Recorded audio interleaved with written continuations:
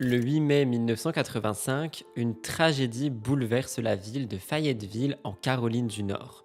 Kathy Eastburn et ses deux filles, Erin et Cara, sont retrouvées assassinées dans leur maison. Un crime brutal, mais aussi un mystère qui va durer beaucoup plus longtemps que prévu. Alors que l'enquête semble se concentrer sur un suspect, un autre homme avec des doutes est en train de surgir. Fausses accusations, témoins douteux, sciences médico-légales qui peinent à suivre le rythme. La vérité semble insaisissable, mais pourtant, qu'est-il vraiment arrivé à la famille Eastburn?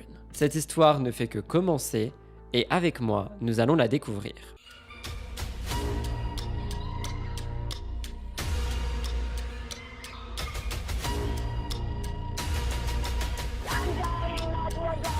Serving fire department. Mamie, still there?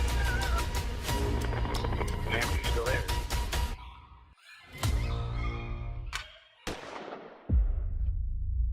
Bonjour à toutes, bonjour à tous, bienvenue dans cette nouvelle vidéo Murders Explained.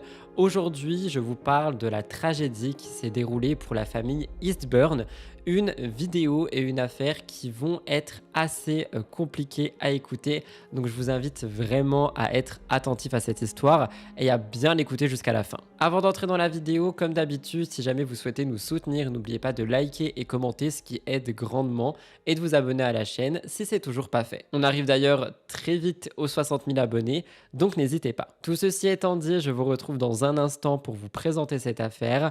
Asseyez-vous confortablement et je vous laisse là.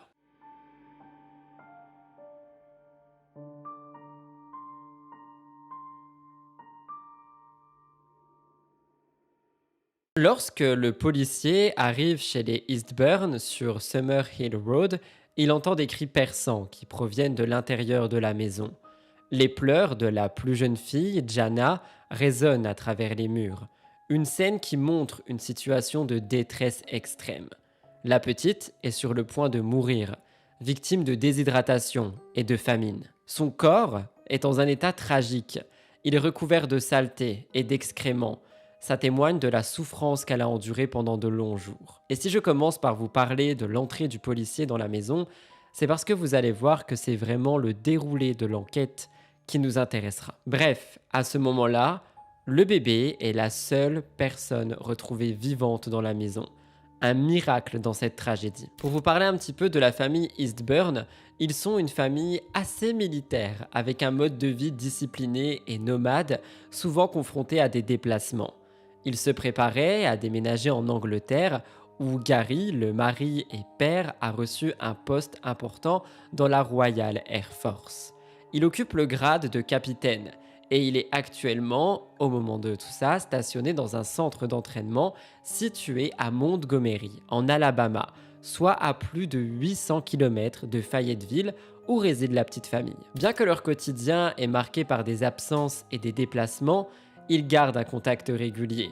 Ils se téléphonent chaque samedi pour s'échanger des nouvelles, même à distance. Cependant, ce samedi de mai 1985, quelque chose ne se passe pas comme d'habitude. Gary essaye de joindre sa femme, Kathy, pour le rappel habituel, mais elle ne répond pas. Après plusieurs tentatives, l'inquiétude s'installe en lui. Il attend et n'a toujours pas de nouvelles. De son côté, un voisin des Eastburn, qui s'appelle Bob, commence à s'inquiéter lui aussi. Il remarque que les journaux s'accumulent devant la porte d'entrée, ce qui n'est pas habituel pour cette famille.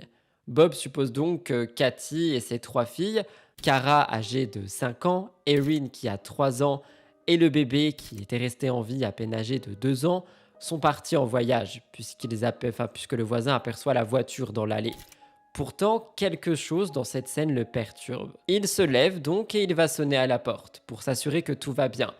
Et évidemment, personne ne répond. Cependant, il distingue nettement les pleurs d'un bébé, Jana, qui proviennent de l'intérieur de la maison. Et ça lui transperce le corps. Il est vraiment inquiet. Bob se sent dans l'obligation de devoir agir rapidement. Il demande à sa femme de contacter le bureau du shérif et de signaler la situation. La communication est donc établie et il attend l'arrivée des autorités. C'est là donc que les autorités frappent à la porte, défoncent la porte et se rendent compte de ce qu'il se passe à l'intérieur. Jana est passée par la fenêtre à Bob et c'est quelque chose qui est absolument horrible. Ce bébé est resté là dans cette maison, avec toute l'horreur qu'il y a eu. Le policier, lui, il poursuit son enquête dans la maison. Il est déterminé à découvrir ce qui s'est réellement passé. Il rentre à l'intérieur et évidemment, il se rend compte qu'il y a une odeur très forte, nauséabonde. Une odeur qui conduit à la découverte macabre. Il trouve 3 corps, Kathy, Erin et Kara, sans vie, étendus dans différentes parties de la maison. Le policier réalise que ces vies ont été brutalement fauchées. Je vous lis un petit peu ce que j'ai trouvé. Kara, âgée de 5 ans, a été poignardée à plusieurs reprises dans la poitrine. Son corps sans vie est retrouvé recroquevillé sous une couverture de Star Wars, une image terriblement poignante d'une enfant et d'une enfance qui a été volée. Kathy, la mère de famille de 32 ans, a été retrouvée dans un état encore plus choquant. Sans pantalon, sans sous-vêtements, elle a subi une agression violente, sexuelle, avant de mourir. Elle porte sur elle 15 blessures au couteau, des marques sanglantes de quelque chose qui s'est produit et qui a été très violent. Erin, la plus jeune des 3 filles, âgée de 3 ans seulement, a subi un traumatisme contondant à la poitrine et au dos. Toutes les 3 ont été tuées de manière brutale, leurs gorges ont été tranchées et on voit aussi que leurs souffrances ont été insoutenables. Tout ça ressemble à une exécution froide et calculée. Quelques jours plus tard, un psychologue spécialisé dans le travail avec les enfants interroge Jana, la seule survivante, pour tenter de comprendre. Et le récit de la petite fille est effrayant, mais il prend forme. Elle explique qu'elle s'est cachée pendant l'attaque, conseillée par ses sœurs, qui lui ont dit de se tenir à l'écart, de ne pas bouger, de ne faire aucun bruit, car les mauvais hommes arrivaient. C'est probablement cette précaution qui lui a permis de rester en vie, alors que ses sœurs succombaient à des violences horribles. Sur les lieux du crime, les enquêteurs prélèvent minutieusement des preuves médico-légales, des cheveux, des empreintes, ainsi qu'un échantillon de sperme. Tout ça est collecté pour aider à l'identification des auteurs du crime. Un test de luminol, donc vous savez ce qui est utilisé pour détecter des traces et des fluides, montre des traces de sang. Et on en retrouve une grande quantité qui a été nettoyée très récemment, suggérant que l'assassin ou les assassins ont pris soin de dissimuler une partie de la scène du crime dans une tentative vaine d'effacer les indices qui pourraient les trahir.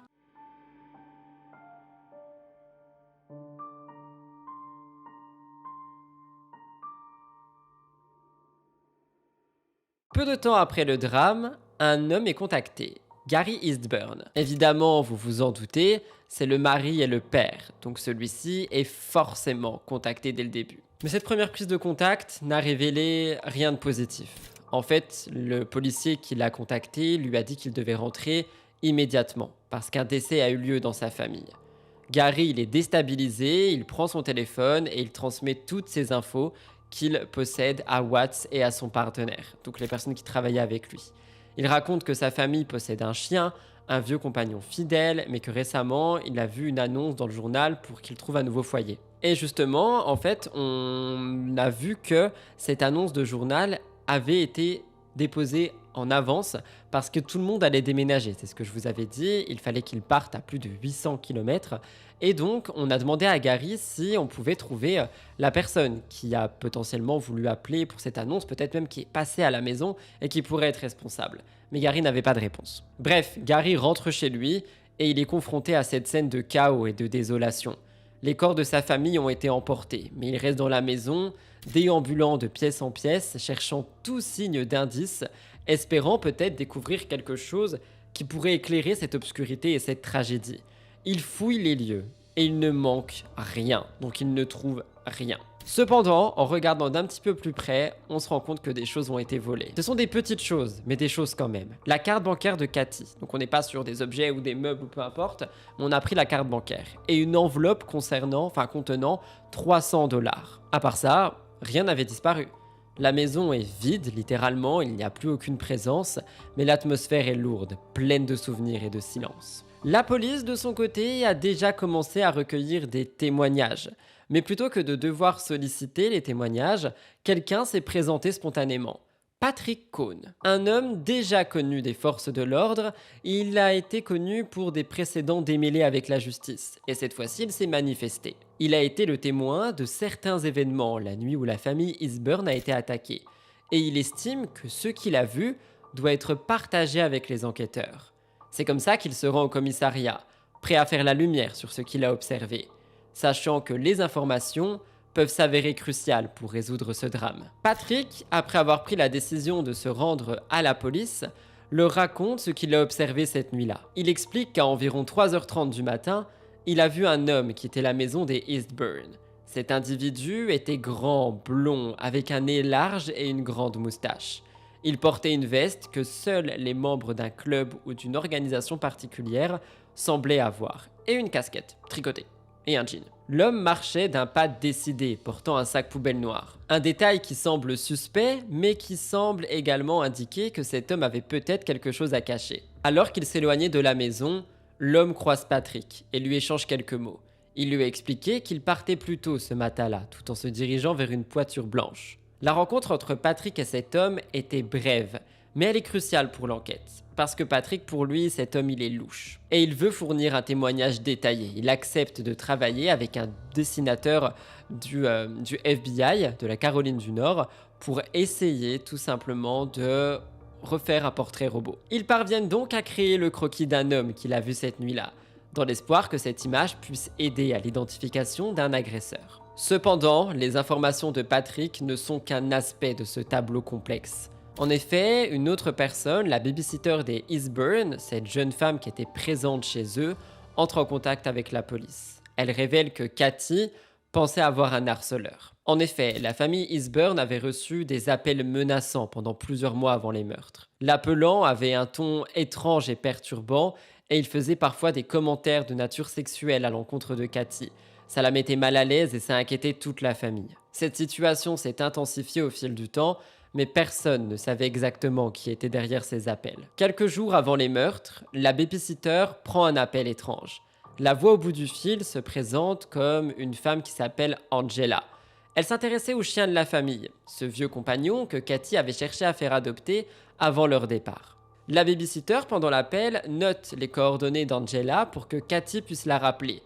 Toutefois, lorsque les enquêteurs fouillent la maison, la note concernant les informations a disparu. Et ça s'ajoute à l'énigme. Est-ce que cette Angela était de mèche ? 6 jours plus tard, alors que le drame commence à faire parler, Angela Ennis et son mari Tim regardent les actualités à la télé. En découvrant les détails de ce meurtre et de cette affaire, de meurtres au pluriel, ils se rendent soudainement compte d'un élément frappant.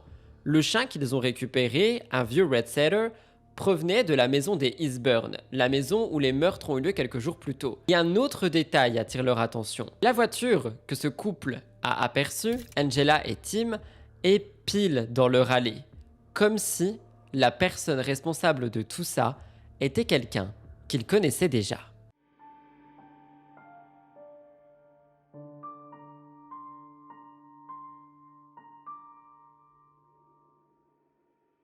Tim Ennis se rend donc au poste de police et il décide de parler au sujet de sa rencontre avec la famille Eastburn et de ses propres préoccupations concernant l'affaire. Il dit qu'il veut clarifier son rôle, convaincu que son témoignage peut éclairer les enquêteurs. Lorsque le détective entre dans la salle d'entretien et voit Tim pour la première fois, il ne peut s'empêcher de noter la ressemblance frappante entre cet homme et le croquis que Patrick Cohn avait contribué à créer quelques jours plus tôt. La ressemblance ne fait qu'ajouter de l'inquiétude. Tim est âgé de 27 ans. C'est un sergent de l'armée, un homme calme et mesuré, et il est récemment devenu père de sa petite Christina, née plus tôt dans l'année. Ce statut de jeune père tout récent rend la situation beaucoup plus étrange pour lui. Bien que Tim veuille coopérer, il ne peut s'empêcher de se sentir méfiant à l'égard des enquêteurs. Ceux-ci l'interrogent de manière intense, comme s'il était un suspect, et donc ça le place dans une situation inconfortable. Dans un élan de prudence, il leur demande s'il doit se faire représenter par un avocat. Les détectives le rassurent, ils disent que c'est simplement un entretien de routine, sans raison particulière de s'inquiéter. Cependant, le ton de l'interrogatoire et la direction que celui-ci prend laisse tout le monde perplexe. Bref, Tim explique qu'il est allé chercher le chien des Eastburn le mardi précédent les meurtres. 2 jours avant, il s'était rendu chez la famille pour récupérer l'animal comme convenu, donc 2 jours avant les meurtres. Après cela, il a pris sa fille Christina et sa femme Angela pour aller visiter sa propre famille. Ils sont tous restés chez sa famille, donc il n'a pas d'alibi pour la nuit où les meurtres ont eu lieu. Il essaye d'être honnête sur ses actions, mais un malaise s'installe en lui. Il se demande s'il va pouvoir prouver son innocence ou si les enquêteurs, à tort, vont se concentrer sur lui. Dans un souci de transparence, Tim accepte de se soumettre à tous les tests demandés par la police. Les détectives prennent donc des empreintes digitales, des échantillons de salive, des cheveux, même du sang, et tout au long du processus, Tim il est calme, il est coopératif. Il ressent une certaine nervosité évidemment, mais il est quand même ultra coopératif et rien laisse présager qu'il est suspect. Il se donne littéralement corps et âme pour essayer d'aider. Et pendant ce temps, la police continue son travail méthodique pour collecter les éléments nécessaires à l'enquête. Ils organisent une identification à l'aveugle avec Patrick en espérant qu'il pourrait identifier un suspect parmi une série de photos. En raison de ses antécédents judiciaires, notamment des chèques sans provision qui l'avaient conduit à des arrestations, la police dispose d'une photo de Tim qui date de cette période. Parce que lui aussi, malgré tout, il n'a pas un passé très bien. Il la place parmi 5 autres photos et tout ça s'est montré à Patrick. Patrick est confronté à cette série de photos et son regard se fixe immédiatement sur celle de Tim. Sans hésiter, il désigne Tim comme étant l'homme qu'il a vu cette nuit-là, près de la maison des Eastburn. C'est un moment assez choquant et surprenant, mais ça marque un tournant dans l'enquête. Ça renforce l'hypothèse que Tim pourrait bien être impliqué de manière ou d'une autre dans cette affaire macabre. Après plusieurs heures d'interrogatoire, Tim est finalement libéré et il rentre chez lui. La police cependant reste convaincue d'avoir trouvé le suspect principal. Ils intensifient alors leur enquête et commencent à interroger les personnes qui entourent Tim, espérant recueillir des éléments supplémentaires qui pourraient confirmer ou infirmer leurs soupçons. Les voisins de Tim rapportent avoir vu un comportement étrange de sa part peu après les meurtres. Selon eux, il avait passé 5 heures à brûler des objets dans un tonneau, un geste qu'ils n'avaient jamais vu auparavant. Personne dans le voisinage ne se souvient de l'avoir vu faire brûler quoi que ce soit dans un tonneau, mais tout le monde trouvait son attitude suspecte. On se demande ce qu'il a pu détruire, ce qu'il veut cacher. Pourquoi est-ce que Tim a changé de comportement? De plus, le pressing aussi se rappelle d'avoir vu Tim le lendemain des meurtres. Il emmenait une veste, quelque chose qui était réservé aux membres d'une organisation pour la faire nettoyer. Un détail qui pique la police, parce qu'on a quand même beaucoup de liens. Je vous rappelle que ce genre de vêtements est littéralement décrit par Patrick. Bref, lors de l'enquête, le propriétaire de l'immeuble où Tim vit fournit aussi certaines informations. Il raconte que Tim était en retard de paiement pour son loyer ce mois-là. Il devait 345 $ et il a réglé la somme juste quelques jours après les meurtres. Une situation qui semble étrange quand on sait qu'il avait des retards de paiement et qu'on a justement volé de l'argent à Cathy et à sa famille. Tout cela conduit à l'arrestation de Tim. Il est accusé de viol et de 3 meurtres au premier degré. Les enquêteurs sont persuadés de son implication. Lors de son arrestation, un accord de plaidoyer lui est proposé, mais Tim refuse catégoriquement de plaider coupable. Il répète qu'il n'a rien fait, qu'il est innocent et il affirme qu'il n'a pas commis ces crimes. Plutôt que de céder à la pression de l'accord, il demande aux enquêteurs de tester les échantillons qu'il leur avait fournis lors du premier entretien. Tim croit fermement qu'une analyse approfondie de ses preuves peut prouver son innocence. Et il est déterminé à se défendre en s'appuyant sur ses tests scientifiques. Mais l'enquête se poursuit, les révélations et les preuves s'accumulent et ça rend son avenir plus qu'incertain.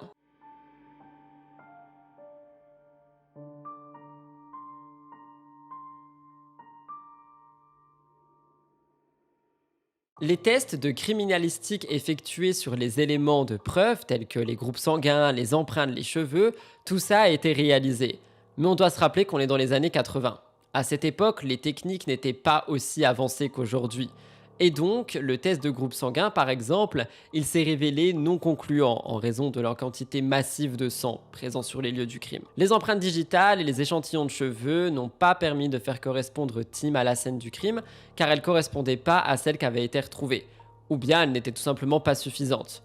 Mais malgré ces résultats peu concluants, D'autres éléments de preuve ont commencé à s'accumuler. Et puis un autre témoin a fait son apparition, apportant un nouvel indice qui allait peser lourd dans l'enquête. La carte bancaire de Kathy Eastburn, qui a été volée pendant le massacre, a été utilisée pour retirer de l'argent après sa mort. Une femme qui se trouvait à un distributeur automatique de billets quelques jours après les meurtres a vu une personne qui a utilisé la carte de Kathy. Cette femme a affirmé que l'homme qui a utilisé la carte était blond, grand et portait un pantalon de camouflage. Une description qui correspond comme 2 gouttes d'eau à Tim. Bien que cet élément ne soit pas une preuve directe de sa culpabilité, ça constitue un indice supplémentaire sur tout ce qui se passe autour de lui. Malgré le manque de preuves physiques liant Tim à la scène du crime, l'accusation décide de poursuivre le procès. Les enquêteurs sont déterminés à faire avancer l'enquête et ils espèrent que les éléments accumulés, bien que non définis, suffiront à convaincre un jury. D'ailleurs, les procès commencent presque 1 an après les meurtres. L'accusation présente une reconstitution de la scène de crime et des photographies d'autopsie pendant 90 minutes dans laquelle le procureur tente de démontrer que Tim est coupable. Cependant, l'absence de preuves physiques solides pesant contre lui, c'est le point central du débat. Les tactiques de l'accusation sont remises en question. Certains affirment qu'elles sont discutables, voire manipulatrices, pour tenter de convaincre le jury. Tim, quant à lui, reste ferme dans sa vision des faits. Il n'a pas commis ces meurtres.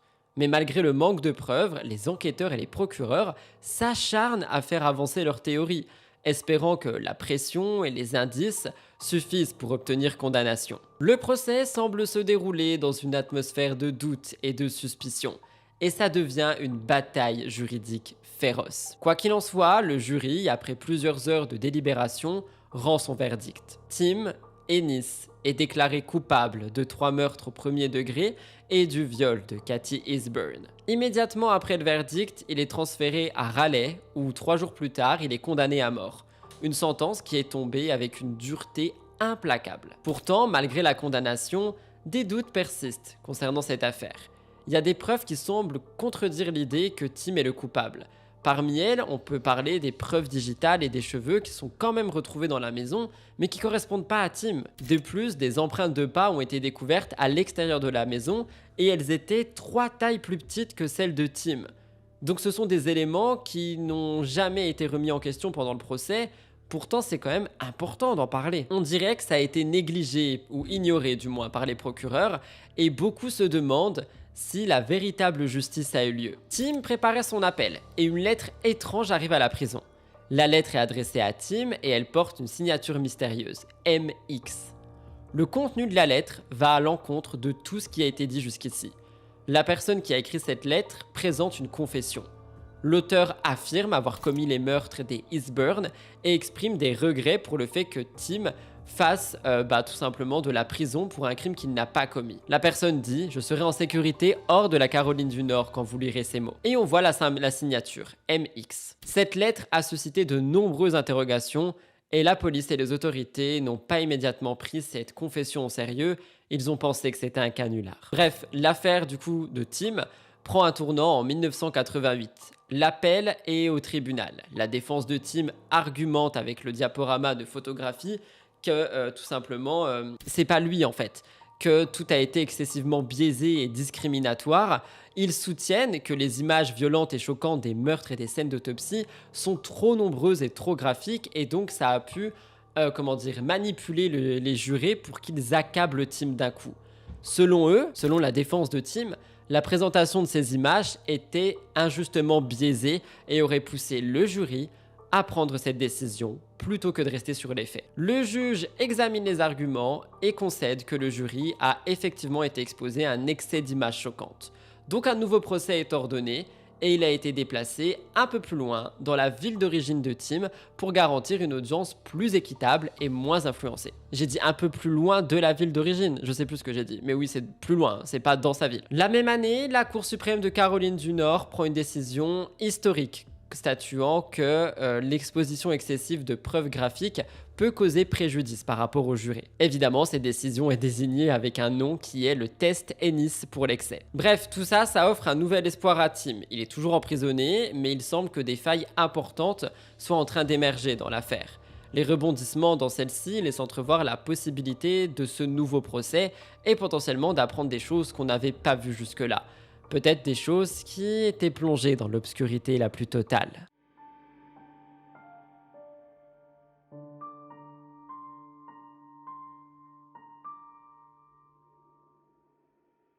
Le premier témoin à prendre la parole lors du second procès est Patrick Cohn. La défense avait l'intention de discréditer son témoignage qu'il considère comme inexact. Je vous rappelle que Patrick a affirmé voir un homme blond, grand, avec la veste réservée à certains membres, un pantalon de camouflage, quittant la maison des Eastbourne dans une chevette blanche, donc la voiture blanche, mais la défense cherche à démontrer que son récit est plein de doutes. Pour ce faire, ils ont fait venir un météorologue et un pilote d'hélicoptère qui expliquent au jury que la nuit des meurtres avait été nuageuse et sombre. Donc c'est difficile pour Patrick d'identifier aussi clairement un homme. Cette déclaration s'ajoute à d'autres éléments qui ébranlent la crédibilité de son témoignage. La défense souligne que Patrick a déjà eu des antécédents judiciaires et qu'il avait déjà fait des déclarations qui étaient fausses. Il a d'ailleurs dit qu'il était trop précieux pour être enfermé parce que c'était le témoin dans le procès de Tim Ennis. Donc ce genre de comportement, ça soulève des questions sur la fiabilité de son récit et au final, le jury ne croit plus son témoignage. La défense fait également revenir la femme qui a vu que la carte de Katie Eastbourne a été utilisée. Cependant, au moment où elle a vu Tim à la télé dans les journaux, elle aurait pu facilement reconnaître son visage. Et donc ça pose un problème quant à l'objectivité de son identification. Pourquoi est-ce qu'elle l'a pas fait? La défense d'ailleurs, pour asseoir leurs propos, ils ont demandé au jury de faire 3 minutes de silence et demi, une durée symbolique qui met en évidence le laps de temps entre la transaction effectuée par l'homme au guichet automatique et le procès pour voir en fait à quel point on aurait pu se rendre compte de la personne qui était en train d'utiliser la carte. La femme avait dit aux 2 enquêteurs qu'elle ne se souvenait de rien, et donc ça renforce encore un doute par rapport à sa mémoire. Comment est-ce qu'elle peut se souvenir de rien? Les preuves matérielles trouvées à la maison des Eastbourne ont aussi été apportées par la défense, donc les cheveux, le sang et les empreintes digitales, et elles ne correspondent toujours pas à Tim Ennis. Donc l'enquête n'a pas été conclue de manière définitive, seulement Tim a été jugé responsable absolument pour tout. La défense s'attarde également sur la veste Members Only. La veste de Tim, cet élément central dans l'accusation. Le presseur avait nettoyé cette veste après les meurtres et il a été appelé à témoigner. Il a confirmé que contrairement à ce que l'accusation a suggéré, ils n'ont pas utilisé de produits chimiques spéciaux pour nettoyer du sang sur la veste. D'ailleurs, les avocats de Tim ont montré une démonstration, ils ont versé du sang sur une veste similaire et ils l'ont nettoyé avec des produits chimiques. L'opération a été faite de manière rigoureuse, mais le test de luminol révèle les traces de sang sur cette veste. Et surtout, on voit aussi les traces de produits chimiques. Cependant, lorsque la même méthode est appliquée sur la veste de Tim, aucun signe de sang n'est retrouvé. Donc encore une fois, est-ce qu'il n'a pas été accusé à tort? Enfin, le coup de maître de la défense a été l'apparition d'un nouveau témoin. Un homme dont l'apparence était presque identique à celle de Tim. John Rappo, qui vivait à quelques rues de la maison des Eastbourne et qui affirme qu'il avait l'habitude de se promener la nuit lorsqu'il avait du mal à dormir. Il disait avoir fait une de ses promenades le soir du meurtre, portant une veste Members Only et un chapeau tricoté, des vêtements que Tim était supposé porter cette nuit-là. Ce témoignage apporte donc une nouvelle dimension au procès, suggérant qu'une autre personne, qui ressemblait beaucoup à Tim, pourrait avoir été impliqué dans ces événements, ou du moins pourrait avoir été pris pour Tim par Patrick. Ainsi, grâce à tous ces éléments, le procès prend une nouvelle tournure. Le doute s'installe dans l'esprit des jurés qui commencent à se demander si Tim est vraiment aussi coupable. Les preuves s'accumulent et au fil du temps, tout semble se contredire. La version où Tim est le coupable n'est plus plausible.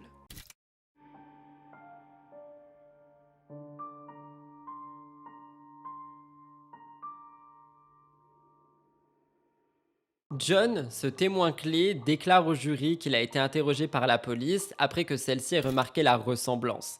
Il dit que lorsqu'ils ont eu conscience de cette similitude, les enquêteurs ont pris sa veste et son chapeau et ils les ont cachés loin de la défense et ne lui ont rendu qu'une seule fois où Tim avait été placé en prison. Cette révélation renforce encore l'idée que l'enquête n'a pas été faite de manière transparente et que même les policiers se sont servis de John pour faire enfermer Tim. Pourquoi? Parce qu'il fallait classer le dossier rapidement? 2 jours après la déclaration, le jury rend un verdict de non coupable pour Tim pour les 3 meurtres et le viol de Cathy. Il est acquitté. Je vous rappelle que, de base, il était condamné à mort quand même. Il sort du tribunal en compagnie de sa fille, âgée de 4 ans, et de sa femme. C'est un moment qui marque le début de sa nouvelle vie en tant qu'homme libre. Une fois libéré, il retourne à ses engagements militaires, l'armée lui attribue un salaire pour les années passées derrière les barreaux, un geste qui lui permet de reprendre sa carrière. En 2004, il prend sa retraite de corps militaire en tant que sergent-chef, il se réinstalle avec sa famille et il compte bien profiter d'eux. Sauf que sa vie tranquille, elle est bouleversée en 2006 à nouveau. À ce moment-là, Gary Eastburn, le mari de Cathy et père des 3 enfants, reçoit un appel d'un détective. Ce dernier l'informe que la technologie a enfin rattrapé son retard en matière de tests ADN. Le kit de viol utilisé sur Cathy, resté sans analyse depuis des années, a été retrouvé au département du shérif. Les écouvillons contenant l'ADN prélevé sur Cathy ont été envoyés à un nouveau laboratoire. Les résultats de l'ADN ont été choquants et définitifs et il n'y avait aucune faille. Le sperme retrouvé dans le corps de Cathy correspond à Tim Ennis. Ça représente un renversement de situation majeur parce que Tim il a été acquitté dans le passé. Le système judiciaire, qui avait bâclé l'enquête, se retrouve à nouveau face à un dilemme complexe, en particulier en raison du principe du double jeopardy. En gros, une personne ne peut être jugée 2 fois pour les mêmes faits. Cependant, le fait que Tim soit militaire complique encore plus les choses. L'armée a pris la décision de réactiver Tim, le rappelant pour un service actif. Et il fut accusé des meurtres des Eastburn pour une 2e fois. Quoi qu'il en soit, en 2010, son procès commence. Le contexte a évidemment radicalement changé depuis le premier procès. Les accusations sont soutenues avec des vraies analyses ADN. Après 20 ans d'attente, de lutte juridique et de retournement de situation, Tim Ennis se retrouve de nouveau au centre de l'attention. Non seulement en raison de l'assassinat de la famille Eastburn, mais aussi à cause de l'incertitude qui persiste encore autour de tout ça. Malgré tout, Tim a quand même été jugé une nouvelle fois pour ce crime. Il a finalement été reconnu coupable et libéré de manière déshonorante de l'armée. Gary, le père des enfants et le mari de Cathy, a dit « Je suis parfaitement heureux s'il passe le reste de sa vie en prison. Cependant, s'il l'exécutait, ce ne serait pas plus que ce qu'il mériterait. »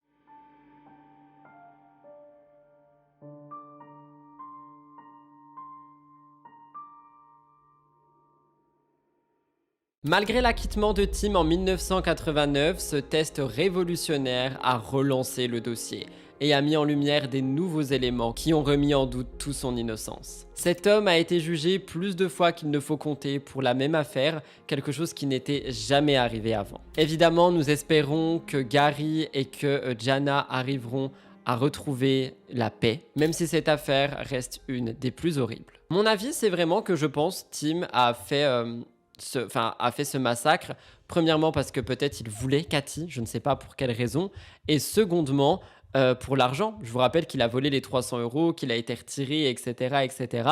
Et pour moi, c'est quelque chose qui montre qu'il avait besoin en fait de cet argent pour tout simplement faire en sorte de pouvoir payer son loyer, lui qui était en retard dans ses paiements. Vous me direz ce que vous avez pensé de cette affaire, je vous ai dit que c'était un vrai casse-tête, et pour le coup, c'en était un.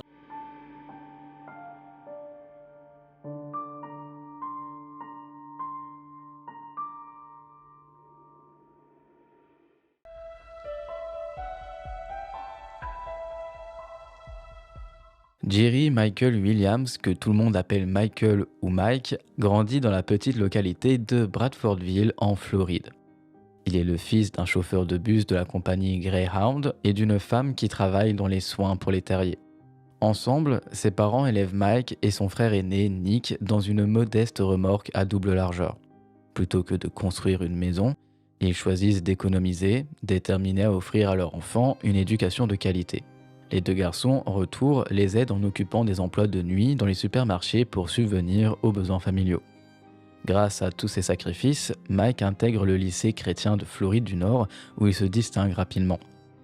Au sein de l'établissement, il se forge une réputation de jeune homme brillant et engagé. Il devient président du conseil des élèves, s'implique activement dans le Key Club et joue dans l'équipe de football. À seulement 15 ans, il découvre une passion pour la chasse au canard, un loisir qu'il pratiquera durant toute sa vie. C'est également à cette époque qu'il rencontre Denise Merrill, une camarade de classe avec qui il noue des liens solides. Après le lycée, Mike poursuit ses études à l'Université d'État de Floride, où il se spécialise en sciences politiques et en planification urbaine. Là-bas, il fait preuve d'un sérieux impressionnant. Avant même d'obtenir son diplôme, il est recruté par un grand cabinet comme évaluateur immobilier. Le propriétaire de l'entreprise le décrit comme l'homme le plus travailleur qu'il n'ait jamais rencontré. En 1994, Mike épouse Denise, la fameuse amie du lycée. Dès lors, il adopte un rythme de vie très soutenu. Il rentre souvent dîner à la maison avant de repartir travailler une fois sa femme couchée. Il lui arrive aussi de commencer ses journées par une session de chasse avant de rejoindre le bureau, et son dévouement, lui, il est constant, aussi bien envers sa famille qu'envers son métier. Au moment de sa disparition, Mike gagne très bien sa vie. Il gagne environ 200 000 $ par an. Avec sa femme, il s'est installé dans un petit lotissement résidentiel prisé à l'est de Tallahassee, où ils ont acheté une petite maison. Leur fille, unique enfant du couple, naît en 1999. Selon ses collègues, Mike se montre aussi attentif et engagé dans ce rôle de père qu'il ne l'est au travail. L'année suivante, un événement marquant survient. Mike perd son père. Peu après ce décès, le couple décide de souscrire une police d'assurance d'1 million de dollars sur Mike. Le contrat est établi par Brian Winchester, une vieille connaissance de Denise devenue l'un des meilleurs amis de Mike. Cette même année, Mike confie à sa mère qu'il aimerait disposer de 50 000 $ pour pouvoir prendre un congé l'année suivante, un moment de répit qu'il espère pouvoir s'offrir. 2 jours seulement avant sa disparition, Mike et Denise annoncent à sa mère et à son frère Nick qu'ils projettent d'agrandir la famille en ayant un deuxième enfant. En 2001, d'après sa mère, le couple prévoit de partir en croisière à Hawaï pendant le printemps. Mike envisage également un voyage en Jamaïque dans le cadre de son travail un petit peu plus tard dans l'année.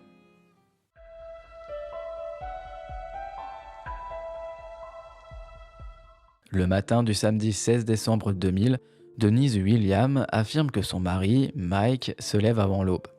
Quitte leur domicile situé sur Centennial Oak Circle, il attelle son bateau et prend la route en direction du lac Seminole. Ce vaste réservoir, niché dans le coin sud-ouest de la Géorgie, à environ 80 km au nord-ouest de Tallahassee, borde la frontière entre la Floride et la Géorgie. 3 cours d'eau s'y rejoignent pour former la rivière Apalachicola, ce qui en fait un lieu apprécié des chasseurs de canards. Mike prévoit de profiter de sa matinée afin de s'adonner à son passe-temps favori, et le soir même, lui et Denise doivent fêter leur 6e anniversaire de mariage à Apalachicola. À midi, sans nouvelles de Mike, Denise commence à s'inquiéter. Elle appelle son père pour lui faire part de son absence. Peu de temps après, Brian Winchester, l'ami proche de Mike mais également de Denise, et son propre père prennent la route. Ils se dirigent vers les zones du lac que Mike a l'habitude de fréquenter lors de ses sorties de chasse. Sur place, ils repèrent rapidement le véhicule de Mike, une Ford Bronco de 1994, garée près d'une rampe de mise à l'eau isolée dans le comté de Jackson, du côté floridien.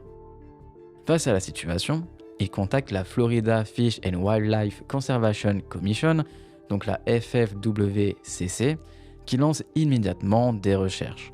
Cependant, une tempête soudaine interrompt rapidement toutes les opérations et les conditions météorologiques deviennent trop dangereuses pour poursuivre efficacement toutes les fouilles. L'enquête, dans un premier temps, est menée par cette fameuse agence. L'agence considère la situation comme la disparition d'un chasseur et concentre ses efforts sur les recherches, sans envisager d'emblée un acte criminel. L'un des officiers impliqués, aujourd'hui retraité, se souvient clairement de la confusion initiale. Il a d'ailleurs déclaré ceci. « On avait un bateau vide, un homme qui ne rentre pas, mais rien sur la scène ne laissait présager quoi que ce soit de suspect. » Le bureau du shérif du comté de Jackson envoie quelques adjoints en soutien, mais il ne dirige pas du tout les opérations.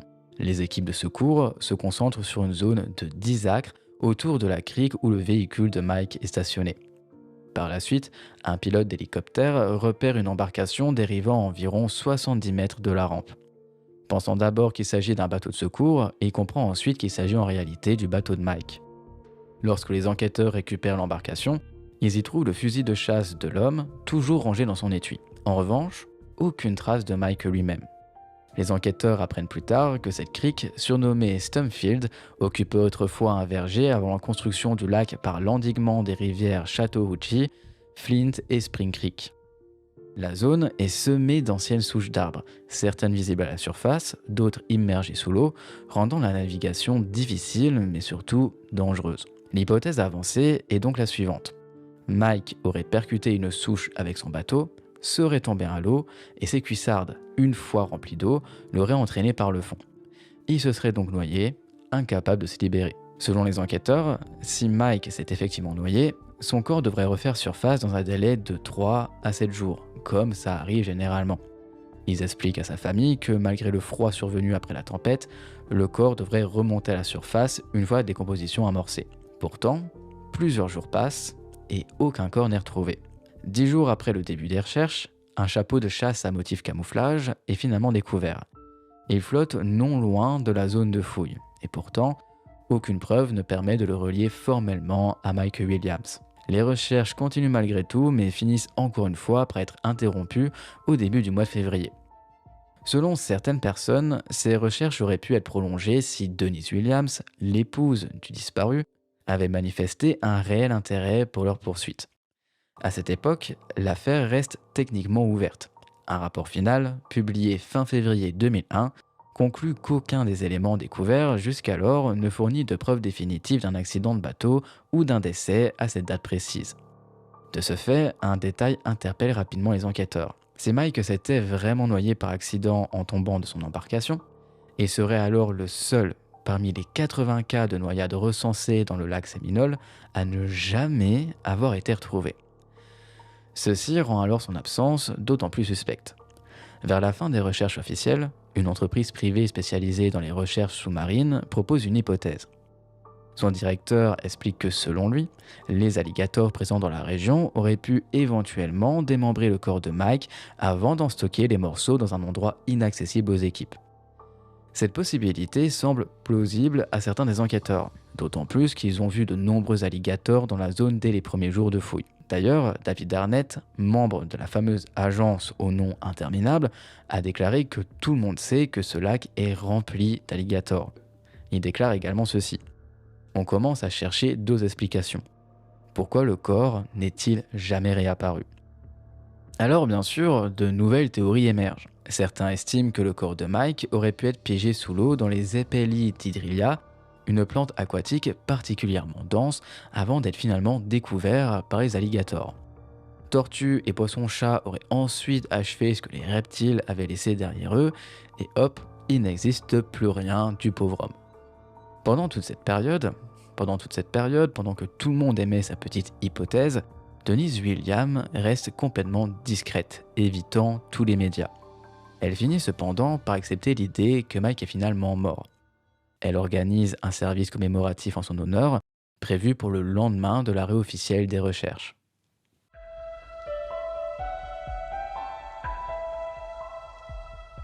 Au mois de juin, un nouvel élément attire l'attention. Un pêcheur de la région de Stumfield trouve une paire de cuissardes flottant à la surface du lac. Cette découverte va relancer brièvement les fouilles. Des plongeurs inspectent à nouveau les fonds marins et récupèrent plusieurs objets, une veste de chasse légère et une lampe de torche. À l'intérieur d'une poche de la veste, ils trouvent un permis de chasse au nom de Mike Williams avec sa signature. Malgré cette découverte intrigante, rien ne prouve que ces objets aient réellement appartenu à Mike au moment de sa disparition. Aucun des éléments ne montre de traces de morsure ni d'usure cohérente avec un long séjour sous l'eau. De plus, aucune trace d'ADN n'est retrouvée sur les vêtements. Malgré le manque de preuves matérielles solides, Denise Williams soumet rapidement une demande auprès du tribunal du comté de Leon. Elle souhaite que Mike soit officiellement déclaré mort en se basant sur les objets récupérés et l'hypothèse selon laquelle les animaux aquatiques auraient entièrement consommé son corps. Une semaine plus tard, le juge accepte sa requête.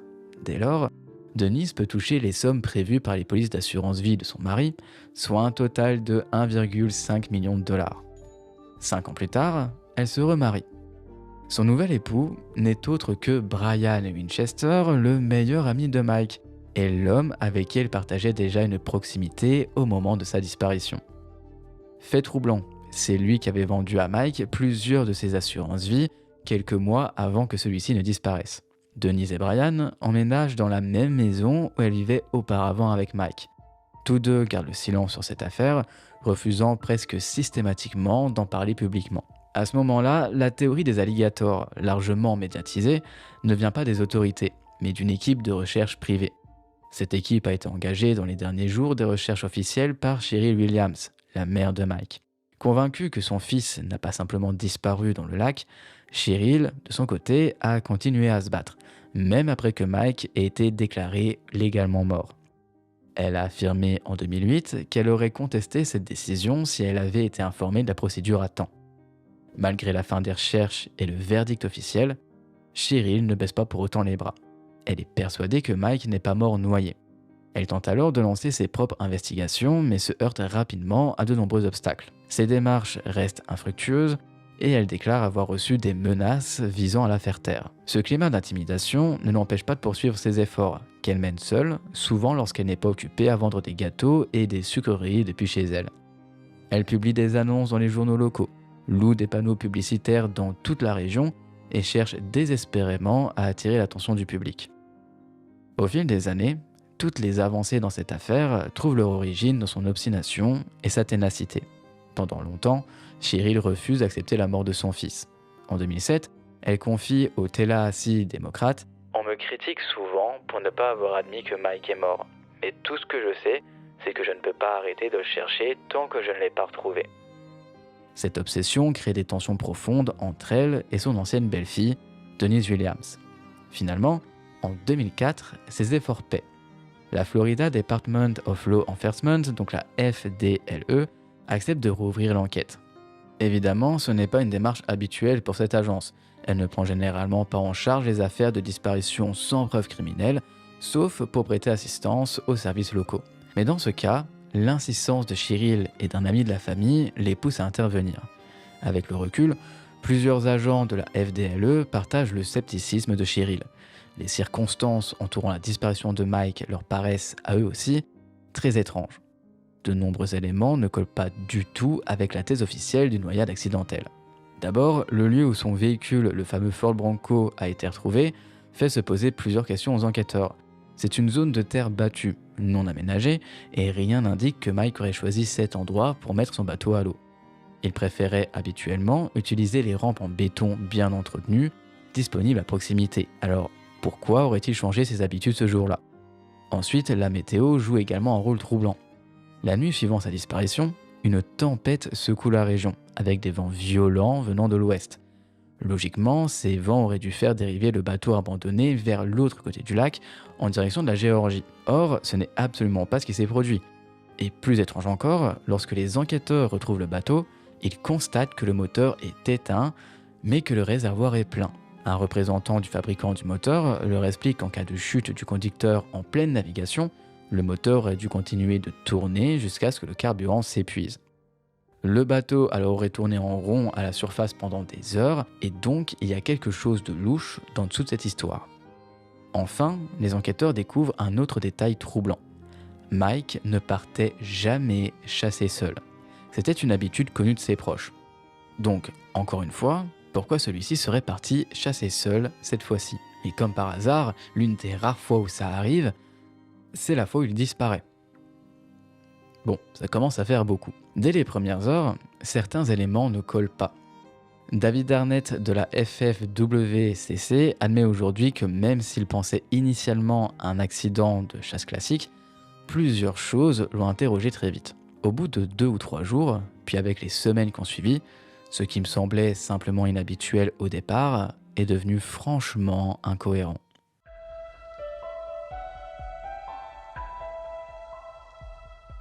Les doutes autour de la noyade accidentelle de David Williams prennent une toute autre dimension lorsqu'un élément scientifique vient tout remettre en question. Les alligators. Pendant longtemps, les enquêteurs ont avancé que le corps de Mike avait probablement été dévoré par ces fameux reptiles. Mais cette hypothèse s'effondre lorsque des spécialistes expliquent que, durant l'hiver, les alligators entrent dans un état de quasi-léthargie. En effet, les températures au moment de la disparition de Mike ne favorisent absolument pas une quelconque activité de leur part. Durant les recherches, les températures diurnes avoisinaient les 13 degrés et la nuit, elles chutent en dessous de zéro, atteignant même parfois les -7 degrés. Le froid est si intense que les secours ont dû même allumer un feu dans un grand tambour métallique pour se réchauffer sur les rives du lac. L'eau du lac, quant à elle, est déjà froide le jour de la disparition, environ 14 degrés, mais elle descend ensuite jusqu'à 8 degrés. Le lac gèle sur près de 6 mètres depuis les rivages. Et dans ces conditions, il est quasiment impossible qu'un alligator ait pu attaquer ou consommer un être humain. Matt Aresco, un herpétologue consulté par les autorités, confirme également cette impossibilité. Il déclare ceci. Les alligators, à ces températures, ne font qu'essayer de maintenir leur température corporelle. À 14 degrés, il fait bien trop froid pour qu'ils aient le moindre intérêt pour la nourriture. Ronnie Austin, un enquêteur du bureau du procureur à l'époque, va encore plus loin. Même en admettant l'hypothèse improbable qu'un alligator ait défié tous les comportements connus de son espèce pour s'attaquer à Mike, il aurait dû rester des traces. Mike mesure 1m78 et pèse environ 77 kg. Il est impensable qu'un tel corps disparaisse sans laisser le moindre os, le moindre tissu, le moindre indice. Alors, Aresco insiste. Même en tenant compte des autres animaux aquatiques, une disparition aussi complète reste extrêmement rare. C'est selon lui une hypothèse très tirée par les cheveux. 6 mois après la disparition de Mike, les enquêteurs retrouvent une paire de waders, ces grandes paires de bottes imperméables que les chasseurs portent pour marcher dans l'eau, ainsi qu'une veste de chasse et une lampe torche, comme je vous les ai mentionnés un petit peu plus tôt. Et ces objets sont censés appartenir à Mike, et leur présence aurait pu confirmer l'hypothèse de la noyade. Un plongeur les a découverts dans une zone envahie de mauvaises herbes, à côté de ce qui semble être des excréments d'alligator. Sur le moment, ça paraît cohérent avec la version officielle, mais très vite le doute s'installe. Le même plongeur admet que personne ne peut affirmer avec certitude que ces vêtements étaient là depuis le début. Il est tout à fait possible qu'ils aient été placés là un petit peu plus tard. L'analyse des objets ne fait que renforcer les soupçons. Ces fameuses bottes ne présentent aucune trace de morsure, aucune déchirure, aucun résidu typique des objets immergés pendant plusieurs mois dans l'eau. À l'intérieur, l'eau est claire, filtrée par les enquêteurs. Aucun fragment de chair, aucun cheveu, absolument rien. Quant à la veste de chasse, elle est en excellent état, après 6 mois dans l'eau. Et pire encore, la lampe torche, c'est incroyable puisqu'elle fonctionne encore lorsqu'ils appuient sur le bouton. Un autre détail dérange sérieusement les enquêteurs. Pourquoi Mike aurait-il porté ses bottes au moment de sa chute supposée? L'un de ses amis, habitué à chasser avec lui, y compris une semaine avant la disparition de Mike, explique que ce dernier est très à cheval sur la sécurité. Il prend toujours soin de ranger ses armes correctement, loin de sa fille, et suit scrupuleusement les précautions sur le terrain. En particulier, il ne met jamais ses bottes lorsqu'il est dans le bateau. Il attend systématiquement d'être arrivé sur le lieu de chasse pour éviter justement n'importe quel accident, comme de tomber à l'eau et de se noyer, un risque très connu lorsque ses bottes se remplissent et alourdissent le corps. Son ami a d'ailleurs déclaré ceci. Il m'a répété assez souvent l'importance de cette règle de sécurité. Alors pourquoi aurait-il porté ses bottes en pilotant son bateau en totale contradiction avec tout ce qu'il prêchait?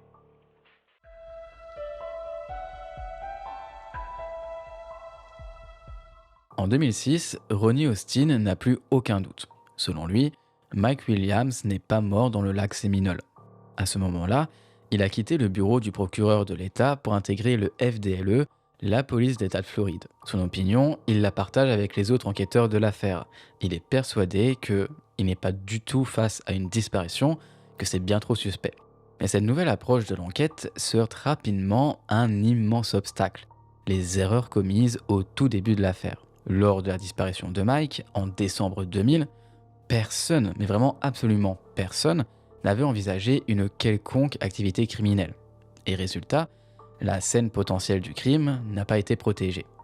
Un ami de la famille Williams, qui a de l'expérience dans les forces de l'ordre, se souvient encore à quel point tout a été mal géré. Il avait lui-même été chargé de maintenir le feu dans le baril métallique pour réchauffer les équipes de recherche. Et il déclare qu'ils ont absolument tout saccagé et qu'ils ont fouillé partout. Le bateau de Mike, son véhicule, tout ont été rendus rapidement à sa famille. Des dizaines de bénévoles se sont activés autour du lac.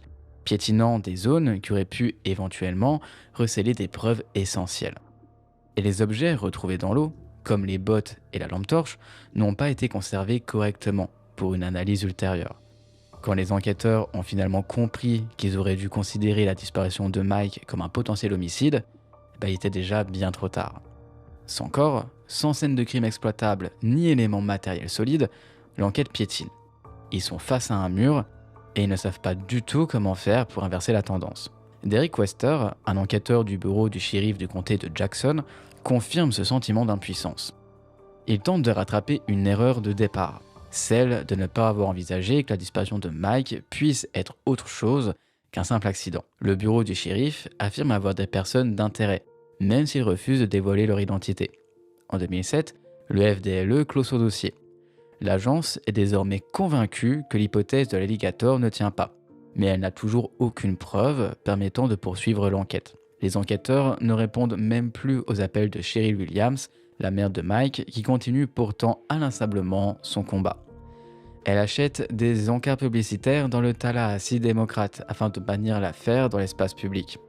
Puis, un espoir inattendu surgit en octobre 2007. Le frère aîné de Mike retrouve une photo et le numéro de série d'un pistolet Ruger de calibre 22, autrefois propriété de leur père. Mike en avait hérité après la mort de ce dernier. C'est d'ailleurs la seule de ses armes à feu que Denise Williams, son épouse, n'a pas rendue à la famille après qu'il ait été déclaré légalement mort. Wester, toujours en charge de l'affaire au bureau du shérif, fait appel à l'ATF, l'agence fédérale chargée des armes à feu, afin de localiser l'arme. Peu de temps après, des agents de l'ATF se rendent au domicile de Denise et de Brian Winchester, désormais mariés, afin de les interroger. Denise vit toujours dans la maison qu'elle partageait auparavant avec Mike. Quelques jours plus tard, leur avocat remet finalement l'arme au FDLE. Celle-ci est envoyée dans un laboratoire médico-légal pour analyse ADN, mais aucune information officielle ne sera publiée à propos des résultats. À l'approche du 7e anniversaire de la disparition de Mike, les Winchester font une rare déclaration publique. Dans un mail adressé au Tallahassee démocrate, Brian Winchester affirme ceci. Pendant 7 ans, nous avons prié et espéré découvrir avec certitude ce qui est arrivé à Mike. Personne ne souhaite plus que nous qu'on le retrouve. Dans les rues de Tallahassee, les rumeurs vont bon train. Beaucoup pensent qu'un grand jury a été saisi et qu'il pourrait bientôt émettre des inculpations.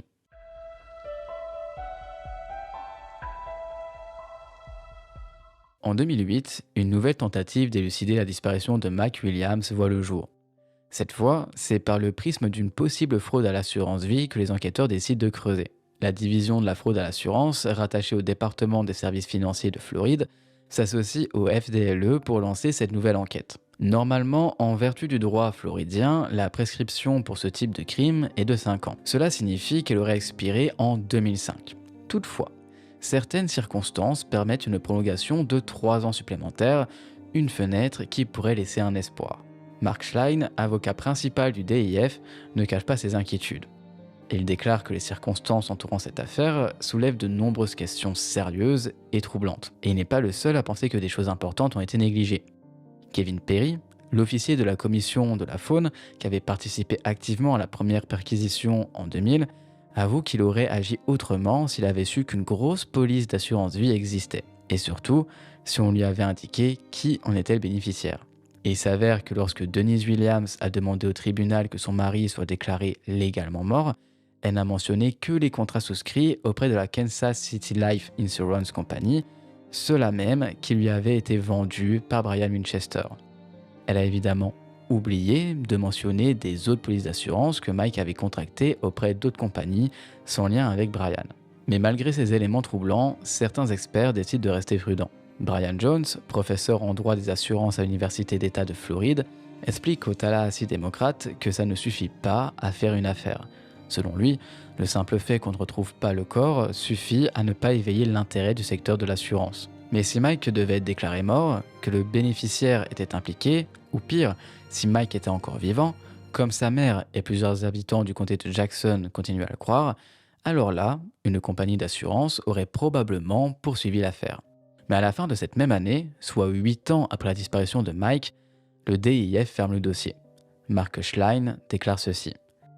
Notre enquête a été extrêmement difficile et nous n'avons tout simplement pas réussi à rassembler assez d'éléments pour aller plus loin. Il laisse néanmoins la porte ouverte. Si de nouvelles investigations venaient à émerger, l'enquête pourrait être ouverte. En gros, les soupçons sont là, mais pas les preuves.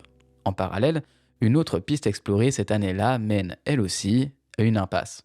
Carrie Cox, qui se présente comme une médium, mais également comme profileuse médico-légale certifiée dans le Kentucky, affirme avoir localisé un possible site où se trouverait potentiellement le corps de Mike. Elle fournit aux enquêteurs des coordonnées situées dans le comté de Wakulla, non loin d'un autre ambassadeur. Des chiens spécialisés dans la détection de restes humains sont dépêchés sur place, mais ne trouvent rien. Malgré ça, Carrie reste convaincue de sa vision. Elle pense qu'ils sont sur la bonne voie et qu'il a quelque chose à faire là-bas. Mais 3 ans plus tard, en 2011, le FDLE conclut qu'aucune découverte de Carrie ne justifie d'investigation supplémentaire. Malgré tout, Cheryl Williams refuse d'abandonner. Ça fait maintenant 8 ans qu'elle se bat pour obtenir la vérité concernant la disparition de son fils. Et grâce à sa ténacité, un nouveau regard médiatique se pose sur l'affaire. À la fin de 2011, la chaîne câblée Investigation Discovery consacre un segment de la disparition de Michael Williams. Cheryl espère toujours qu'un jour, quelqu'un mettra enfin la main sur le pistolet. À force d'années de silence, de promesses non tenues et d'enquêtes qui n'aboutissent à rien, Cheryl Williams a fini par perdre toute confiance dans le FDLE. À ses yeux, l'agence est soit incompétente, soit délibérément désintéressée par l'affaire. Et une personne en particulier a cristallisé ses soupçons, l'agent Mike Phillips. Phillips était un ami proche de Mike et de Denise à l'époque où ils étaient encore mariés. Lors des premières recherches, il avait dit à Cheryl que son fils avait probablement été dévoré par les alligators. À partir de ce moment, elle a cru qu'il faisait partie des enquêteurs sur l'affaire. Mais plus tard, l'homme a affirmé qu'il n'avait jamais été officiellement impliqué. Il avait seulement voulu la consoler, disait-il. Quant au FDLE, l'agence a précisé que son implication s'était limitée à poser une question à ses supérieurs, s'ils pouvaient aider aux recherches. Aucun élément, selon eux, ne justifiait l'ouverture d'une enquête sur le rôle réel de Phillips. Mais pour Cheryl, cette passivité est intolérable. Alors, le 1er janvier 2012, elle prend une décision qui est plutôt radicale. Chaque jour, mais vraiment tous les jours, elle écrit une lettre au gouverneur de Floride, Rick Scott. Elle lui demande d'ordonner une nouvelle enquête indépendante ou de nommer un procureur spécial qui pourrait reprendre le dossier. Jour après jour, lettre après lettre, elle persiste et en rédige plus de 200 au total. Mais aucune réponse ne lui parvient, pas même un accusé de réception.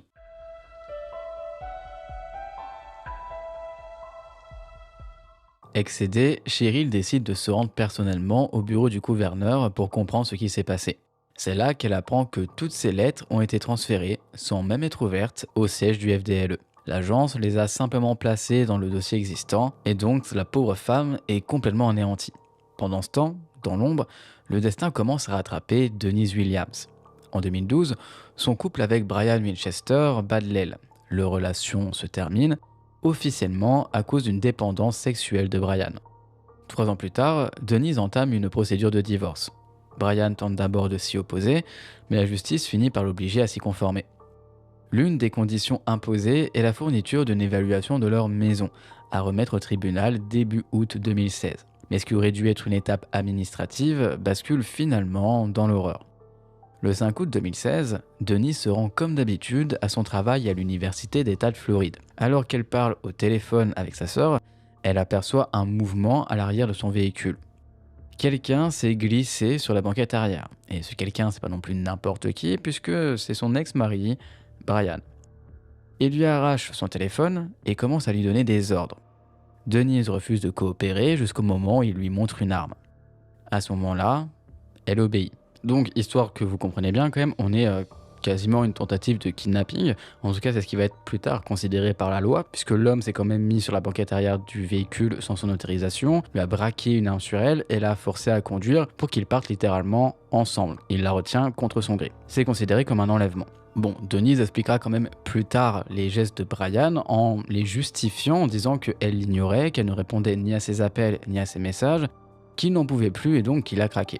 La femme à ce moment-là, qui est dans la voiture complètement paniquée, parce qu'il y a quand même son ex-mari qui pointe une arme sur elle, conduit le véhicule, l'amène plus ou moins là où Mike lui dit d'aller, sauf à un moment où elle décide, malgré les ordres de Mike, de s'arrêter sur le parking d'une pharmacie près de l'entrée. À cet instant, évidemment, le ton de Brian change complètement.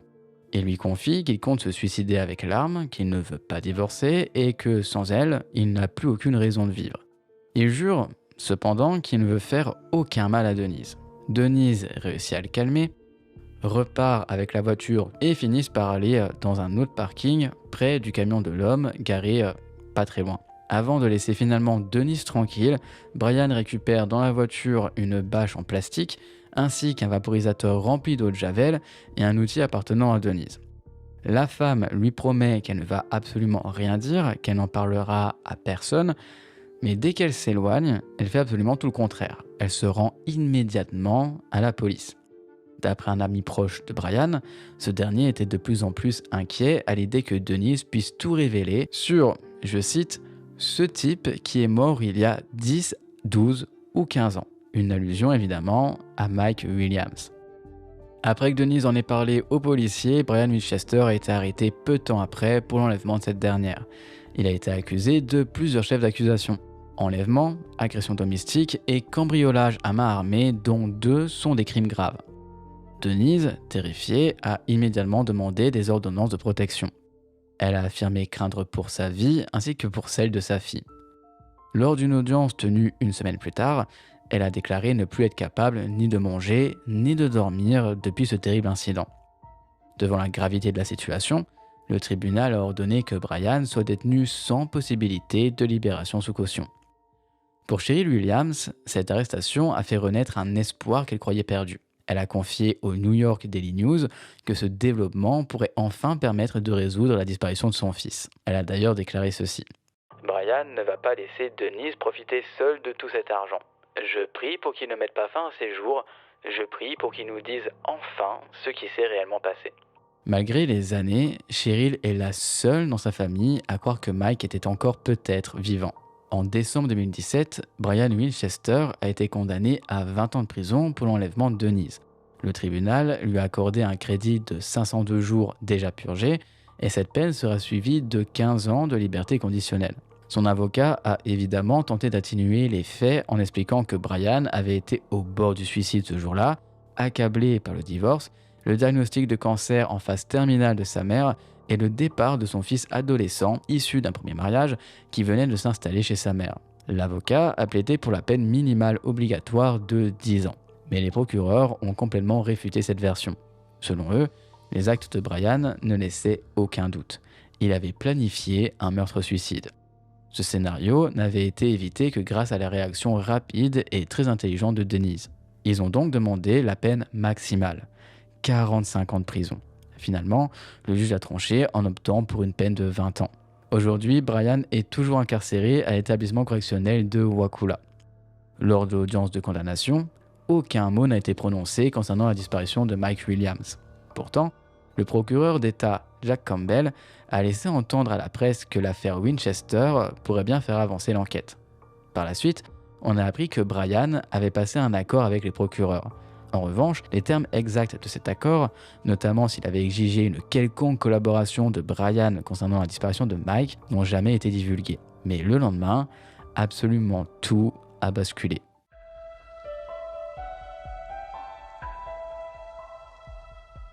Lors d'une conférence de presse, Mark Perez, l'agent spécial en charge du FDLE, a annoncé devant un parterre de journalistes que les restes de Mike Williams avaient été retrouvés. L'agence a confirmé qu'il avait été victime d'un homicide. En revanche, aucun détail n'a été communiqué sur les circonstances exactes de sa mort, sur l'identité de l'auteur présumé ou sur le lieu précis de la découverte. Les enquêteurs ont justifié leur silence. Seules les personnes impliquées dans le crime pouvaient connaître ces informations. Quelques jours plus tard, le FDLE a finalement révélé un peu plus. Les restes de Mike Williams avaient été retrouvés au bout de Gardner Road, une impasse située dans le nord du comté de Leon, à environ 8 km de l'endroit où il avait grandi. Les analyses ADN ont confirmé qu'il s'agissait bien de lui grâce à une correspondance génétique avec sa mère. Aucun autre détail, cependant, n'a été fourni. Après l'arrestation de Brian Winchester et la découverte des restes de Mike Williams, les enquêteurs ont continué à assembler les pièces du puzzle. Le FDLE a révélé qu'au début du mois d'octobre, en 2017, ils avaient reçu une information cruciale sur l'emplacement du corps. Des employés des travaux publics du comté, sous prétexte de participer à un exercice de formation, ont été envoyés sur les lieux. Munis de rétrocaveuses, ils ont passé 5 jours à creuser des trous de près de 3 mètres de profondeur dans la boue, tout en maintenant les eaux du lac sous contrôle avec des barrages et des pompes. Après ce travail harassant, le FDLE a décidé de faire appel à un entrepreneur privé pour terminer l'opération. Le 18 octobre, l'équipe des chiens de recherche et les officiers ont enfin mis la main sur les restes de Mike Williams. Une source du FDLE a confirmé au Tallahassee démocrate que 98% des os avaient été récupérés, tous remarquablement bien conservés. Les enquêteurs ont également trouvé des vêtements, dont des gants d'hiver et des chaussons, qui ont été analysés pour renforcer l'identification. 2 tests ADN au total ont été effectués pour confirmer que les restes appartenaient bien à Mike, en comparant l'échantillon avec l'ADN de sa mère.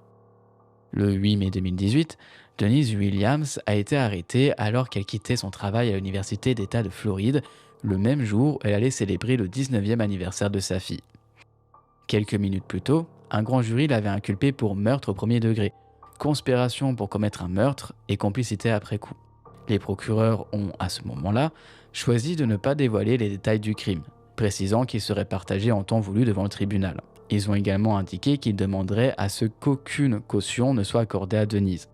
L'avocat de cette dernière, qui a été informé de l'inculpation, a refusé de commenter immédiatement, expliquant qu'il n'avait pas eu suffisamment de temps pour examiner l'affaire en détail. De son côté, Brian Winchester, toujours incarcéré à l'établissement correctionnel de Wakulla, a vu son avocat indiquer qu'il prendrait la position qu'il serait légalement obligé de défendre en cas de procès. Toutefois, cet avocat a quand même précisé qu'il ne pensait pas que Brian serait également accusé dans cette affaire. Le lendemain, 2 agents du FDLE se sont rendus chez Sherry Williams pour l'informer de l'inculpation de Denise. L'acte d'accusation, publié 2 jours plus tard, a révélé des détails sur la façon dont les procureurs pensaient que Denise et Brian avaient conspiré depuis mars 2000, soit 9 mois avant la disparition de Mike Williams. Selon l'accusation, Brian aurait tué Mike avec une arme à feu. Par la suite, Denise aurait aidé Brian à échapper à la justice entre août 2014 et le jour de sa condamnation. Ces accusations ont été formulées en raison de la complicité supposée de Denise après le crime. L'avocat de la femme, Ethan Way, a rapidement réagi en affirmant que sa cliente était parfaitement innocente. Il a aussi souligné que l'acte d'accusation était survenu après plusieurs mois de détention de Brian, suggérant qu'il trouvait ça pratique pour les procureurs. Évidemment, Denise a plaidé non coupable de toutes les accusations portées contre elle.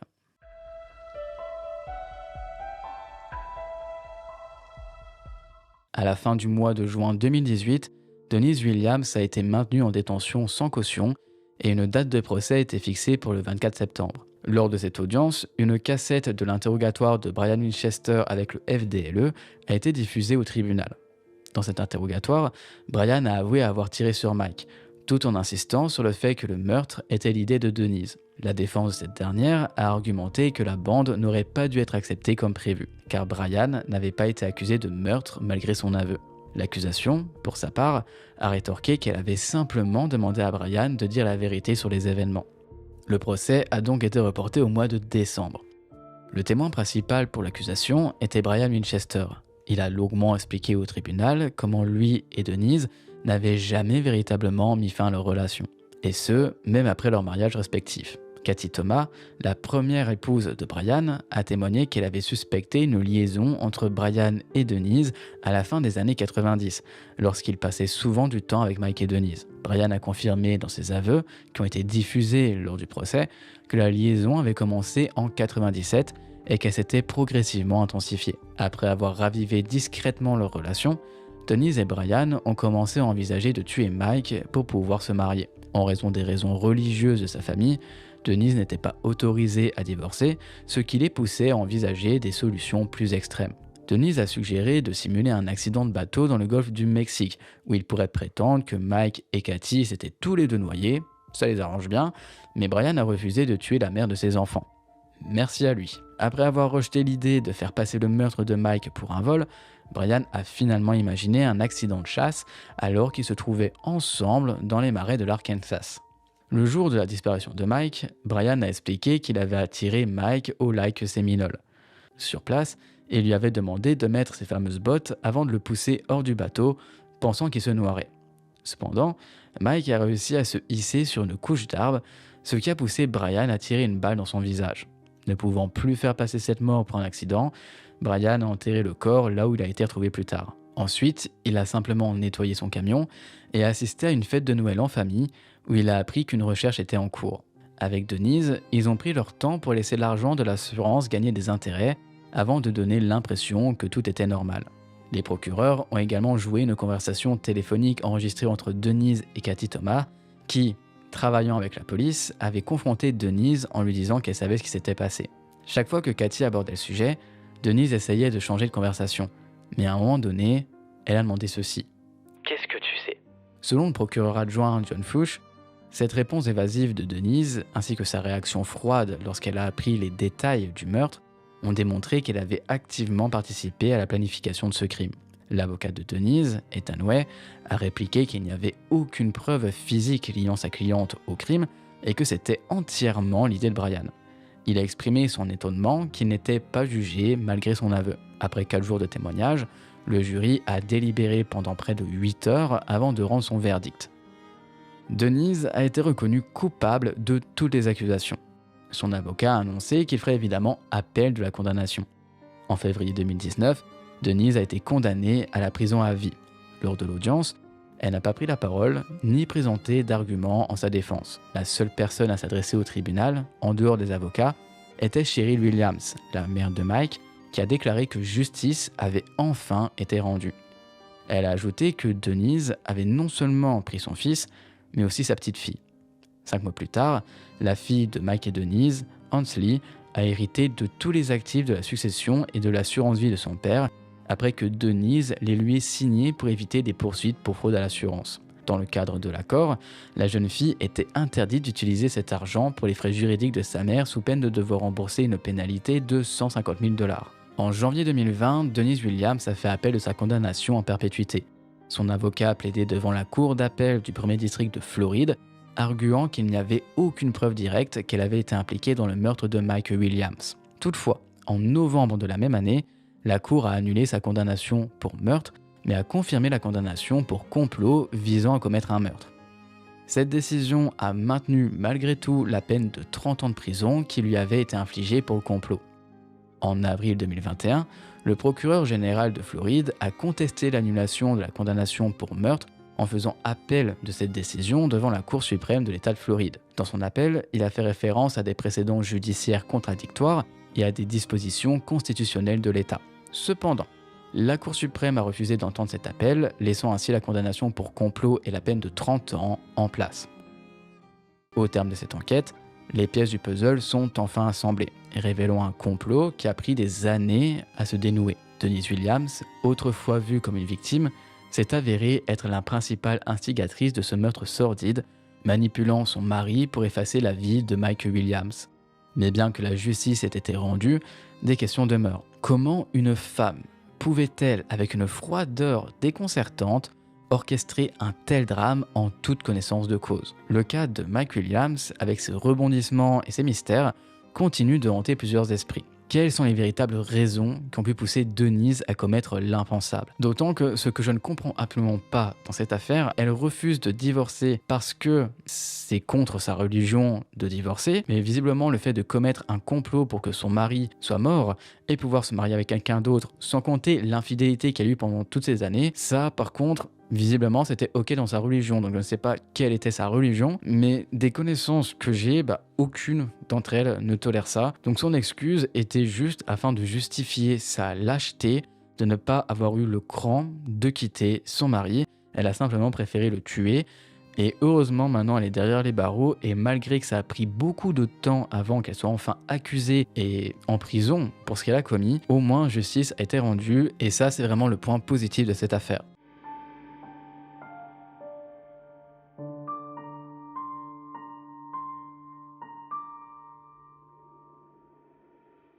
Le 7 mai 2017, à 3 h du matin, une jeune femme du nom de Skylar Richardson vit un événement qui va bouleverser sa vie à jamais. Dans une petite ville de l'Ohio, une tragédie se joue dans l'intimité d'une salle de bain. Ce soir-là, Skylar, âgée de 18 ans, donne naissance à un bébé, seul, dans des circonstances qui vont devenir une source de controverses et de mystères. Ce qui semblait être un simple accident, un drame isolé, se transforme peu à peu en une enquête qui secoue toute la ville et attire l'attention du monde entier. La vérité sur ce qu'il s'est réellement passé ce matin-là demeure un enchevêtrement d'incertitudes. Était-ce un malheureux accident, un acte de panique ou un crime prémédité?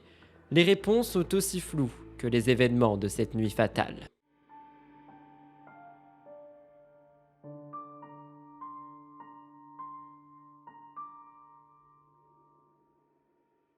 Skylar Richardson vit à Carlisle, une petite ville de l'Ohio.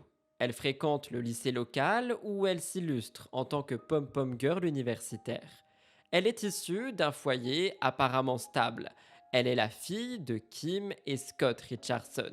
Et d'ailleurs, elle grandit aux côtés d'un frère cadet. Durant ses années de collège, Skylar développe une obsession croissante pour son apparence physique.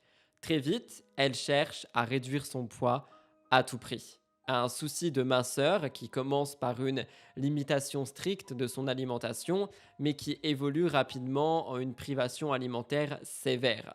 En fait, elle s'affame volontairement, elle espère atteindre une silhouette qu'elle juge idéale sous l'influence de pression sociale et personnelle. Je me permets de sortir un petit peu de mon script pour vous dire que là on parle d'une enquête qui a été en 2017, mais encore aujourd'hui, on voit ce fléau qui est là quotidiennement chez les jeunes, que ce soit d'ailleurs les jeunes garçons ou les jeunes femmes qui veulent soit fit à la société, soit atteindre des modèles qu'ils peuvent retrouver sur les réseaux sociaux. Et je pense qu'il faut faire attention avec ça. En tout cas, l'été qui précède son entrée en dernière année de lycée, Skylar, elle est toujours dans cette optique et elle entame en plus de ça une brève relation avec un garçon, Trey Johnson, un autre adolescent de la région. Leur histoire, elle dure seulement un mois avant qu'ils se séparent. Et quelques mois plus tard, en janvier 2017, elle se rapproche d'un autre élève, Brandon, un élève un peu plus jeune qu'elle. Cette nouvelle relation prend une tournure plus sérieuse que la précédente et elle semble avoir un impact bénéfique sur l'état psychologique de Skylar. En fait, sa santé mentale, dont on va parler dans un instant, montre des signes de progrès et Skylar parvient à mieux gérer ses troubles alimentaires, même si évidemment des TCA restent présents. D'ailleurs, les TCA, donc les troubles du comportement alimentaire, sont des choses qui, je pense, peuvent s'estomper avec le temps, mais ne disparaissent jamais. Bref, Kim, sa mère, remarque le changement et comprend que cette relation pourrait avoir cassé certaines barrières. En fait, on se rend compte que Brandon et Skylar deviennent de plus en plus proches, ils construisent vraiment quelque chose, et en plus du bénéfice que ça peut apporter à sa fille, Kim est consciente que la relation devient sérieuse. Donc, elle parle aussi de l'importance d'anticiper les conséquences de la sexualité chez sa fille et chez ce garçon, et donc elle veut en parler franchement avec sa fille. Sans se voiler la face, elle suppose que Skylar est probablement sexuellement active. Donc, elle se dit, ok, on va lui fixer un rendez-vous chez le gynécologue ou la gynécologue pour discuter de contraception et de prévention. Bref, vraiment essayer de mettre la sécurité avant tout. Alors, je vous spoil pas trop, mais l'enquête dont on va parler a par la suite révélé que cette consultation médicale a eu lieu dans un contexte précis et que c'est ce qui a marqué un tournant dans l'histoire de Skylar. Ce simple geste maternel qui était destiné à protéger sa fille s'est inscrit comme un élément clé dans les faits qui vont être examinés plus tard par les autorités.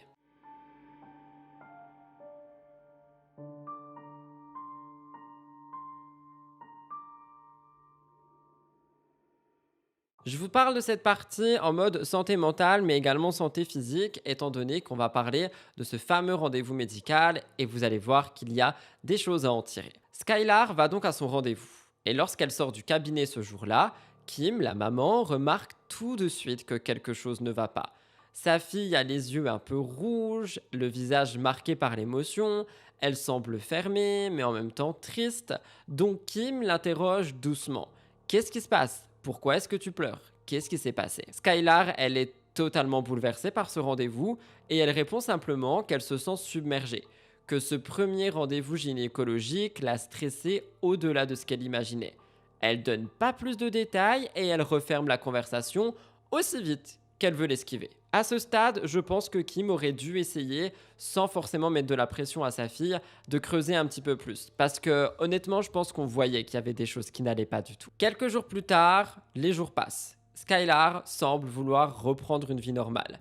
Elle est enthousiaste et un certain jour, elle enfile une robe rouge.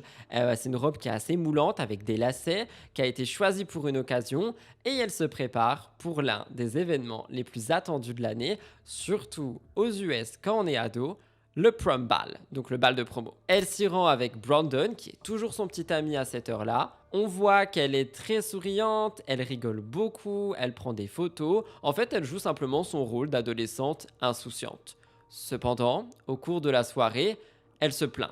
Elle se plaint énormément d'une douleur qu'elle ressent dans le ventre. C'est quelque chose qui est inconfortable, mais qui l'empêche pas de danser ni de profiter de sa soirée. Mais cette nuit-là, et les jours qui suivent, prendront bientôt un sens différent. Car d'ici le 14 juillet 2017, l'univers entier de Skylar Richardson bascule. Le 14 juillet, la police prend contact avec son père, Scott. Les agents lui demandent de conduire sa fille au poste. Il précise qu'elle n'a rien à se reprocher et qu'il s'agit que d'une conversation, peut-être en rapport avec quelque chose qu'elle aurait vu ou entendu par rapport à une histoire, par rapport à une affaire. À ce moment-là, on ne sait pas trop. Scott, il est rassuré par le ton non menaçant des autorités et il accepte donc et emmène Skylar au commissariat. Une fois que Skylar est arrivé, on lui annonce la véritable raison de sa convocation. En fait, ils évoquent un appel reçu récemment à propos d'un bébé. Un bébé mort-né qui aurait été enterré derrière une maison. Pourquoi est-ce qu'on appelle Skylar? On va y revenir. Elle est totalement déstabilisée dès qu'on lui parle de ça. À peine les mots sont prononcés qu'elle éclate en sanglots. Elle se met à pleurer, à pleurer, à pleurer. Les enquêteurs lui expliquent que c'est le cabinet gynécologique qui les a alertés. Parce que selon eux, Skylar a appris le 26 avril, donc les jours avant, lors de ce fameux premier rendez-vous, qu'elle était enceinte. Raison pour laquelle elle n'était pas bien, raison pour laquelle elle a pleuré, raison pour laquelle elle était bouleversée et ne voulait certainement pas en parler à sa maman parce que sa maman était en mode on va faire de la prévention pour la contraception et les relations, mais elle est déjà enceinte. Donc je pense qu'elle avait peut-être peur d'en parler à sa mère. Quoi qu'il en soit, l'information a rapidement été confirmée par dossier médical. L'adolescente, selon le personnel médical du cabinet gynécologique, est revenue quelques temps plus tard pour informer le fameux gynécologue qu'un événement s'était produit. Ce sont des éléments qui étaient à ce moment du coup consignés dans des rapports d'enquête et qui sont devenus les premiers jalons d'une affaire extrêmement complexe, marquée par les non-dits, la peur et un drame qui, à cet instant, est encore enfoui. Est-ce que le bébé enterré est celui de Skylar? Est-ce qu'elle a quelque chose à voir là-dedans? On va en parler. J'en profite quand même pour faire un petit peu mon tonton cop-cop et faire un petit peu de prévention. Si jamais vous êtes une jeune personne qui me regardait et qui pouvait passer par une situation similaire, rapprochez-vous de personnes compétentes, rapprochez-vous de personnes qui peuvent effectivement vous aider à faire de la prévention pour vous-même, pour les autres, etc. Parce que ce sont des situations qui peuvent être évitées. Et j'en dis pas plus pour pas saouler tout le monde, mais ça me touche quand même cette histoire.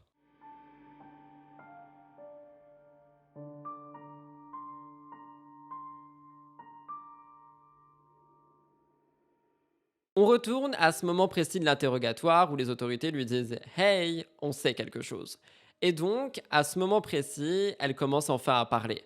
Jusqu'à là, elle était restée réservée, elle était vraiment submergée par l'émotion, mais face aux enquêteurs, elle cède peu à peu et se confie. Elle explique que lorsqu'elle s'est rendue chez le gynécologue avec sa mère, donc le premier rendez-vous, pour discuter de contraception, elle a en réalité découvert qu'elle était enceinte, comme je vous l'ai dit. Le médecin lui annonce la nouvelle de manière directe, mais pour Skylar, c'est comme si le sol était en train de partir en dessous d'elle.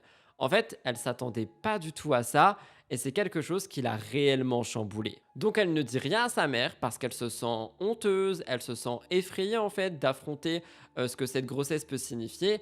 À ses yeux, ça doit rester un secret. Surtout que, comme je l'ai dit, et vraiment je le rappelle, de base, sa mère l'a emmené voir un gynéco pour que justement on ait ce côté prévention, que Skylar puisse tout simplement faire en sorte d'être protégée quoi qu'il arrive et de ne pas se retrouver dans la situation dans laquelle elle est.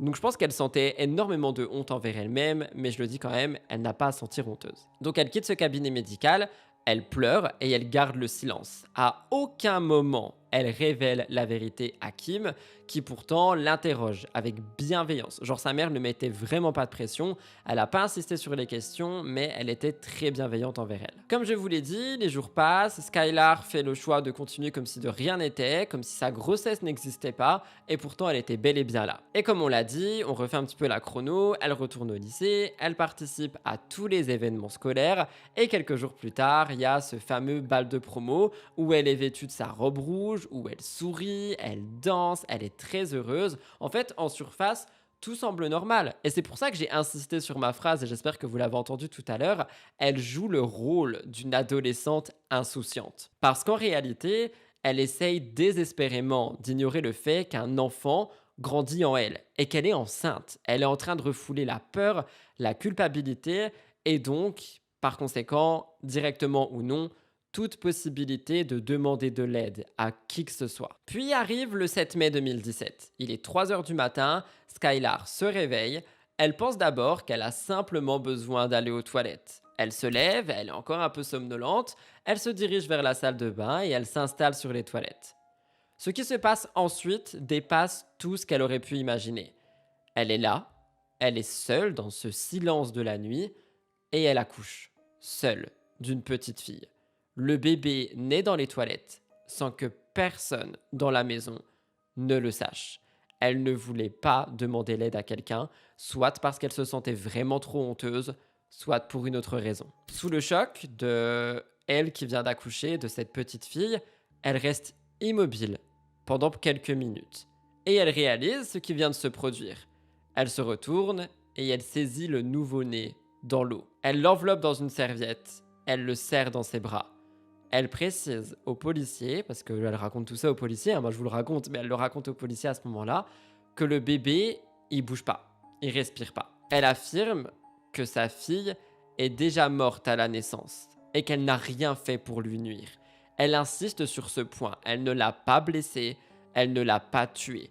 D'après elle, le bébé était sans vie dès le début. Et donc à ce moment-là, elle est confrontée à l'impensable. Elle vient d'accoucher, personne n'est au courant, elle est toute seule, et donc elle dit qu'elle a pris une décision dans l'instant, une décision à chaud qu'elle n'aurait jamais dû prendre. Puisqu'elle ne peut pas sauver l'enfant, elle choisit de l'enterrer. Elle nettoie la salle de bain comme elle peut, elle essaye d'effacer toute trace de l'événement, et ensuite elle descend avec le corps enveloppé du bébé, elle sort de la maison, elle traverse le garage et elle prend une pelle. Elle marche jusqu'à l'arrière de la propriété, dans un coin du jardin qu'elle peut voir d'ailleurs depuis sa fenêtre, mais qui est quand même assez caché, et elle creuse un trou très peu profond. Elle dépose le corps de sa fille et elle recouvre le tout de terre. Ce lieu devient donc pour Skylar une tombe silencieuse, un secret qu'elle pense avoir enfoui à jamais, mais qui pourtant est rapidement découvert. Avant d'aller plus loin, je vous invite à mettre pause et à me dire ce que vous pensez. Est-ce que vous pensez que Skylar a réellement en fait eu le choc de voir son bébé dont personne ne connaissait l'existence mort-né et donc elle a pris cette décision peut-être d'instinct sans vraiment réfléchir aux conséquences d'aller l'enterrer dans le jardin derrière la propriété, ou alors est-ce que vous pensez qu'il y a plus à ça? Je ne vais pas spoiler, mais moi à ce moment-là, quand j'ai écrit la vidéo, quand je faisais les recherches, je me suis rendu compte que c'était possible en fait qu'elle ait vraiment eu ce moment de panique de j'ai accouché sans que personne le sache, personne ne connaît cette histoire, il faut que je m'en débarrasse, comme ça personne ne posera de questions et juste je continue ma vie. Évidemment, ce n'est pas quelque chose à faire, mais je me suis dit que côté psychologique, on pourrait l'expliquer de cette manière. Mais j'ai hâte de savoir ce que vous pensez.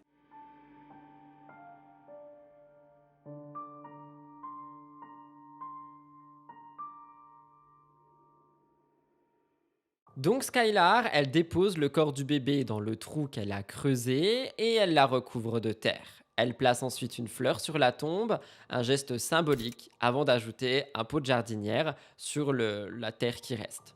Ce pot posé là marque l'endroit où repose son enfant. Et la scène se termine dans un silence très lourd. Skylar, elle espère que personne ne découvrira jamais ce qu'elle a fait. Mais ce secret, elle le porte déjà dans son cœur. Et c'est une culpabilité qui ne la quitte jamais. Bon, l'interrogatoire est fini et ses parents viennent la voir. Évidemment, elle est prise de remords et elle s'excuse pour tout ce qui s'est passé. Elle leur confie qu'elle aurait dû leur parler plus tôt, qu'elle aurait dû chercher de l'aide. Et Kim et Scott, les parents, sont bouleversés, mais ils tentent de la réconforter. Ils lui répètent qu'ils auraient voulu qu'elle vienne vers eux, qu'elle leur fasse confiance, qu'elle se confie en fait et qu'ils arrivent à gérer cette situation tous ensemble. Et c'est à ce moment-là qu'elle révèle le prénom de son bébé, parce qu'elle l'avait déjà choisi, Annabelle. Elle raconte que le père de l'enfant n'est pas Brandon, mais c'est Trey, son ex-petit ami. Et cette grossesse est donc cachée, non désirée, et c'est quelque chose qui a bouleversé sa vie et tout son univers. Le même jour, vu qu'elle a tout raconté, les enquêteurs se rendent à la maison pour exhumer le corps de l'enfant. Ils suivent les indices qui sont laissés par Skylar. En effet, ils trouvent le pot de jardinière et en dessous, ce petit trou à peine recouvert de terre. Les policiers, d'ailleurs, ils décrivent la tombe comme étant très peu profonde, avec la terre qui est saupoudrée grossièrement sur le corps. Ils retirent les restes squelettiques du nouveau-né, qui sont tout ce qu'il reste d'Annabelle. Les enquêteurs sont choqués par cette découverte macabre, mais ils continuent leur travail. Les restes retrouvés sont envoyés au bureau du médecin légiste pour une autopsie, et les résultats sont dévastateurs. Le médecin découvre que le bébé a subi 6 fractures du crâne, des blessures qui ne sont pas produites après la mort de l'enfant.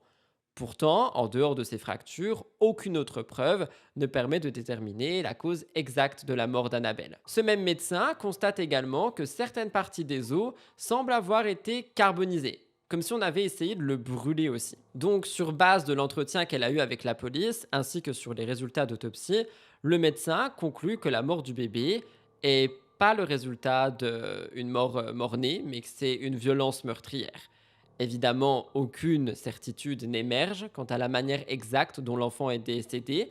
Cependant, on est quand même sur quelque chose qui montre que Skylar n'est pas innocente. Et c'est cette incertitude qui demeure un élément clé dans l'enquête. Évidemment, vous vous en doutez, une fois l'autopsie terminée et envoyée au poste de police, Skylar, elle est de nouveau convoquée pour un second entretien.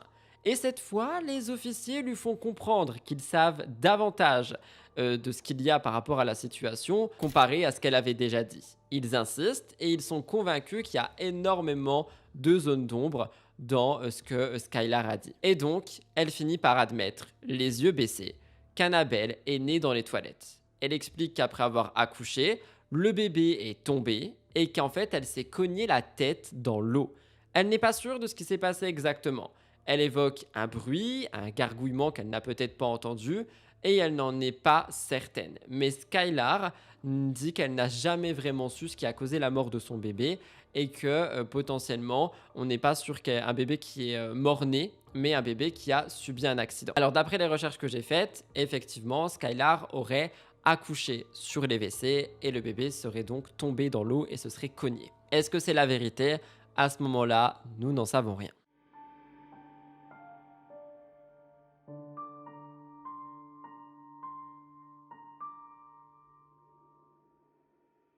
Skylar, lors de ses deuxièmes entretiens, parle un petit peu plus de l'accouchement. Et en fait, elle dit qu'elle l'a détourné à peine les yeux vers Annabelle une fois qu'elle l'a mise au monde. Elle semblait perdue, figée, comme si son esprit refusait de reconnaître et d'accepter ce qui se passe. Elle n'a pas vraiment regardé le bébé. Elle n'a pas pris le temps de comprendre ce qu'elle venait de vivre. Résultat, elle ignorait beaucoup de choses essentielles sur cette naissance. À ce moment-là, au moment où le bébé n'est plus dans son corps, tout est confus pour elle, tout est flou. Mais ce qui est certain, ce que les enquêteurs, eux, finissent par savoir, c'est qu'ils ont mis la main sur le corps de ce nouveau-né et que la découverte est troublante. Comme je l'ai dit, en plus de ces fractures au crâne qui sont élevées au nombre de 6, le médecin légiste a constaté que certains os du bébé présentent des marques de brûlure, des traces claires de chaleur appliquées après le décès.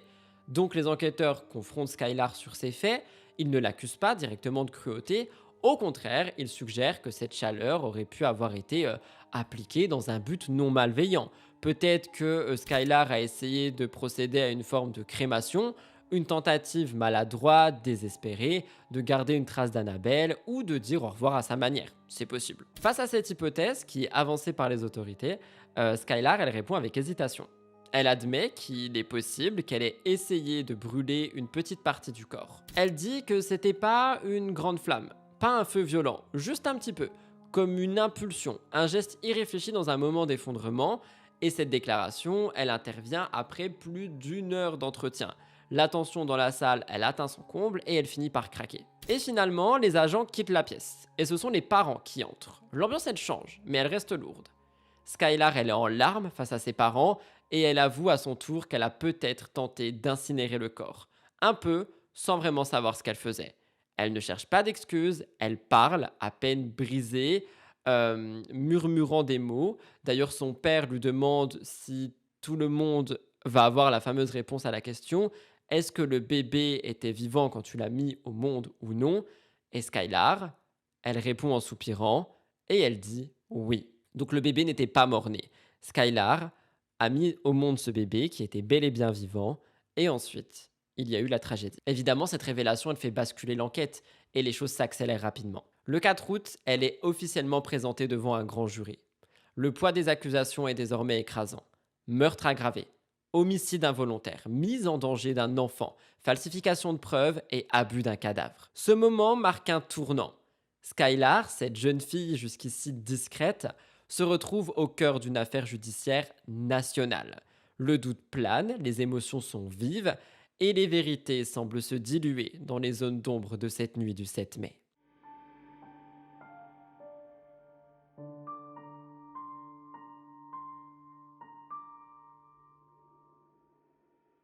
Mais avant de passer devant le jury, il faut savoir qu'elle a été emprisonnée pour le week-end après son deuxième interrogatoire.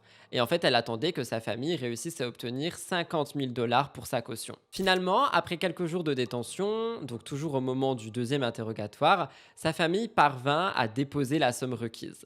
Mais ce n'est que le début d'une période difficile pour les Richardson. En effet, durant les 2 années suivantes, toute leur vie est bouleversée. La famille se retrouve en pleine tempête médiatique. Des journalistes, des curieux, des habitants de la région, tout le monde envahit leur domicile, espérant obtenir un aperçu de cette jeune fille de 18 ans, accusée d'avoir froidement tué son propre bébé. L'attention incessante des médias devient un nouveau fardeau pour eux. Le 12 juillet 2017, la situation prend une tournure encore plus grave, parce que le procès de Skylar commence. Et en septembre 2019, la salle d'audience devient le théâtre d'un choc émotionnel. Tenez-vous prêts, on commence un petit peu le procès, mais on va le faire en 2 parties. L'accusation dévoile la chronologie des événements qui ont marqué cette affaire, détaillant chaque étape de ce drame. En août 2016, Skylar sort avec Trey Johnson. Ils ont des relations sexuelles à 2 reprises, dont une sans protection. C'est à ce moment-là qu'elle tombe enceinte. Elle n'a pas immédiatement conscience de sa grossesse. Au contraire, elle poursuit sa vie comme si de rien n'était, sans se douter qu'elle porte un enfant. Je vous rappelle qu'à ce moment-là, elle est également en proie à des troubles alimentaires assez graves et qu'elle n'a pas conscience des signes évidents d'une grossesse. Les symptômes tels que l'absence de règles, la sensation constante de fatigue pouvaient aussi être attribués à son faible poids et à son manque de nutrition. En fait, elle vivait dans un déni de sa condition sans comprendre la véritable raison de ses maux, MAUX. Ce n'est que plusieurs mois plus tard, après l'examen chez son gynéco, que la vérité éclate. Donc le médecin, il lui annonce qu'elle est enceinte de 32 semaines et qu'elle va accoucher d'ici quelques semaines. Évidemment, ce médecin, le docteur William Andrew, témoigne durant le procès.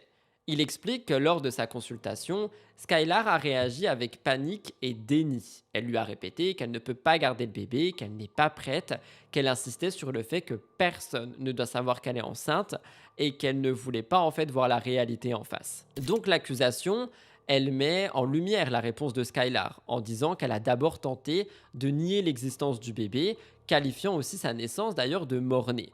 Donc est-ce qu'elle n'a pas voulu tout simplement la tuer pour que personne ne sache rien? Cependant, peu à peu, Skylar admet qu'Annabelle a peut-être vécu quelques minutes après sa naissance. Elle a affirmé qu'elle a peut-être accidentellement tué l'enfant en la serrant trop fort dans ses bras, un geste involontaire. Mais du coup, rien à voir avec les fractures du crâne dans les WC. L'accusation va encore plus loin. Elle présente une théorie selon laquelle Skylar aurait tenté de brûler le corps de l'enfant, pensant peut-être que la crémation pourrait effacer la trace de son acte et donc toute trace d'Annabelle de la planète Terre. Mais on a quand même une contestation de cette hypothèse en disant qu'il ne s'agissait pas d'une tentative de crémation, mais bien d'actes de dissimulation de preuves. L'accusation affirme que Skylar, dans sa panique et son désespoir, a agi pour cacher le crime et effacer toute trace. Bref, l'accusation va plus loin et il détaille l'évolution de l'affaire. L'accusation fait valoir qu'au 12 juillet 2017, Skylar retourne donc chez son gynécologue pour le rendez-vous de suivi, ignorant que cette visite allait bientôt être vraiment le cœur de l'enquête. Vous allez voir que ça marque un tournant crucial dans l'affaire, un point qui laisse une empreinte indélébile sur la vie de Skylar et de sa famille.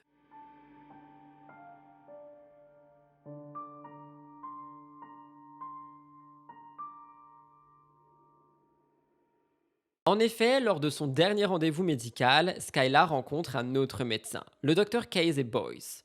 Cet médecin informe Skylar de sa grossesse et elle éclate en sanglots. Dans un flot de paroles, elle lui avoue qu'elle avait donné naissance seule chez elle au bébé et qu'elle l'avait enterré dans sa cour arrière. Donc quand Skylar elle annonce tout ça au docteur, parce que c'est elle qui lui a parlé de sa grossesse, la docteure reste stupéfaite par cette révélation et Skylar, dans sa vulnérabilité, elle insiste sur le fait que personne d'autre ne sait ce qui s'est passé et que la docteure doit être la seule au courant. En fait, elle lui décrit comment elle a nettoyé la maison après l'incident, comment elle a enterré le bébé dans le jardin, loin des regards. Elle implore évidemment Madame Boyce de ne rien révéler. Toutefois, après leur entretien, Madame Boyce en discute avec le premier docteur, Dr Andrew, et ensemble, ils informent la police. Et c'est ce geste qui a marqué le début d'une escalade dans l'affaire. Et c'est comme ça que la vérité a commencé à émerger. Suite à toutes ces révélations, l'accusation lors du procès soutient que Skylar a tué son bébé de manière délibérée, soulignant qu'elle ne voulait pas assumer la responsabilité de l'enfant. Selon eux, Skylar, qui avait 18 ans, avait d'autres projets et une vie qui l'attendait, et la naissance de ce bébé ne faisait pas partie de ses plans. L'accusation insiste sur le fait qu'elle a agi de manière calculée pour dissimuler ce qu'elle considère comme un obstacle dans sa vie. De l'autre côté, la défense, évidemment, donne une version différente. La défense soutient que Skylar n'avait pas l'intention de tuer son bébé et que la naissance s'est produite dans des circonstances tragiques.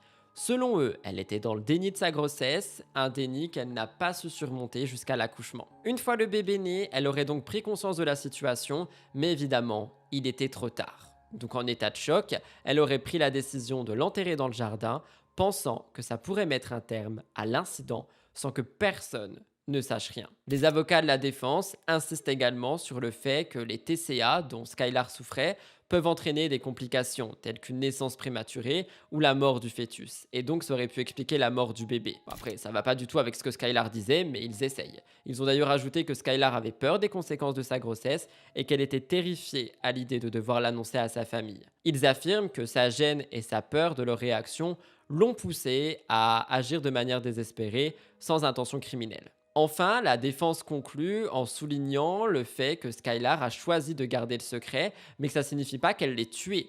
C'est un comportement qui est choquant, mais qui découlerait potentiellement de la honte, du déni ou de l'isolement émotionnel, plutôt que d'une volonté de nuire à l'enfant. Et ça, c'est vraiment ce que je vous ai dit tout à l'heure, c'est pour ça que je vous ai posé la question sur vous, ce que vous en pensez. Cependant, elle a menti. Et je me dis que si vraiment il n'y avait eu aucune intention criminelle, mise devant le fait accompli et tout ce qui s'est passé, pourquoi est-ce qu'elle continue de mentir, tu vois? Pourquoi est-ce qu'elle dit pas la vérité? Pourquoi est-ce qu'un coup elle dit que le bébé était directement mort, d'autres fois elle dit qu'il a vécu quelques minutes, ensuite il s'est cogné la tête, mais finalement elle l'a serré trop fort. Enfin, je trouve qu'il y a trop de parties bizarres.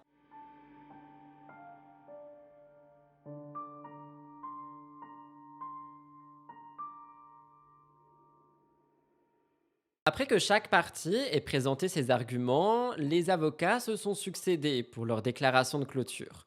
Le jury a été envoyé pour délibérer. Ce moment crucial a marqué une pause dans le procès. Les membres du jury ont discuté, analysé les preuves, pesé les témoignages, et après 4 heures de délibération, ils sont revenus. Ils ont déclaré Skylar non coupable des accusations de meurtre aggravé et d'homicide involontaire. Cependant, ils l'ont jugé coupable d'abus de cadavre.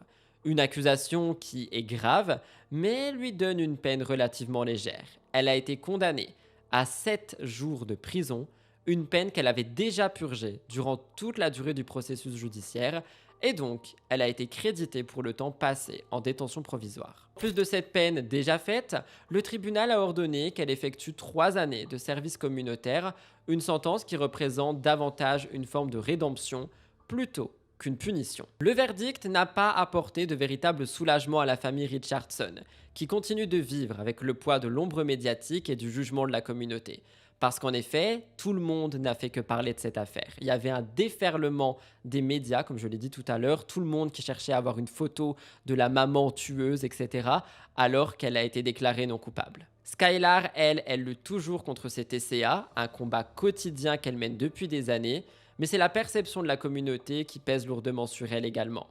De nombreuses personnes, dans leur ville et au-delà, croient fermement que Skylar a tué son bébé de manière préméditée, qu'elle l'a tué parce qu'elle ne voulait pas être mère. Pour les parents, il n'y a aucun doute. Leur fille n'aurait jamais fait une chose pareille.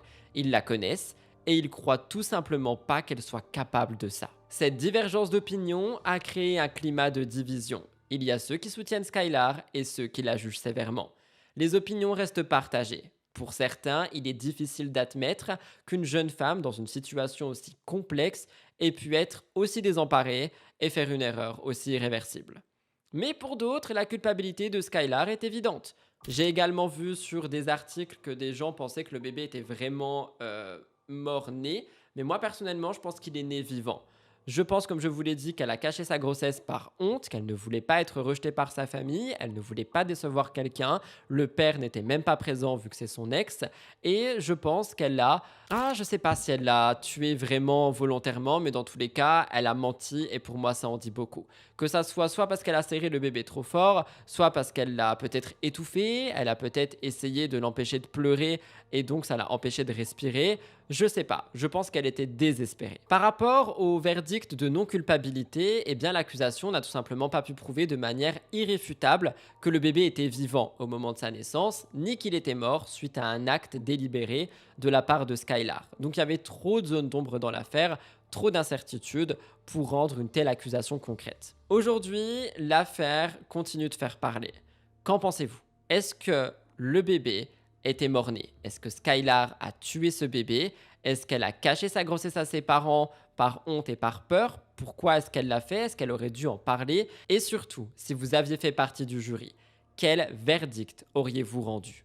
L'auriez-vous reconnu coupable ou auriez-vous pris la décision de la quitter?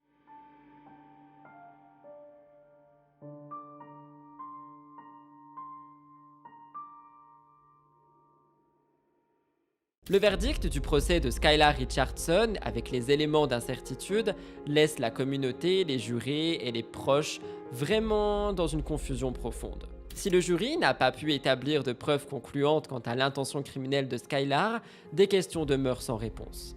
L'affaire est toujours entourée de secrets.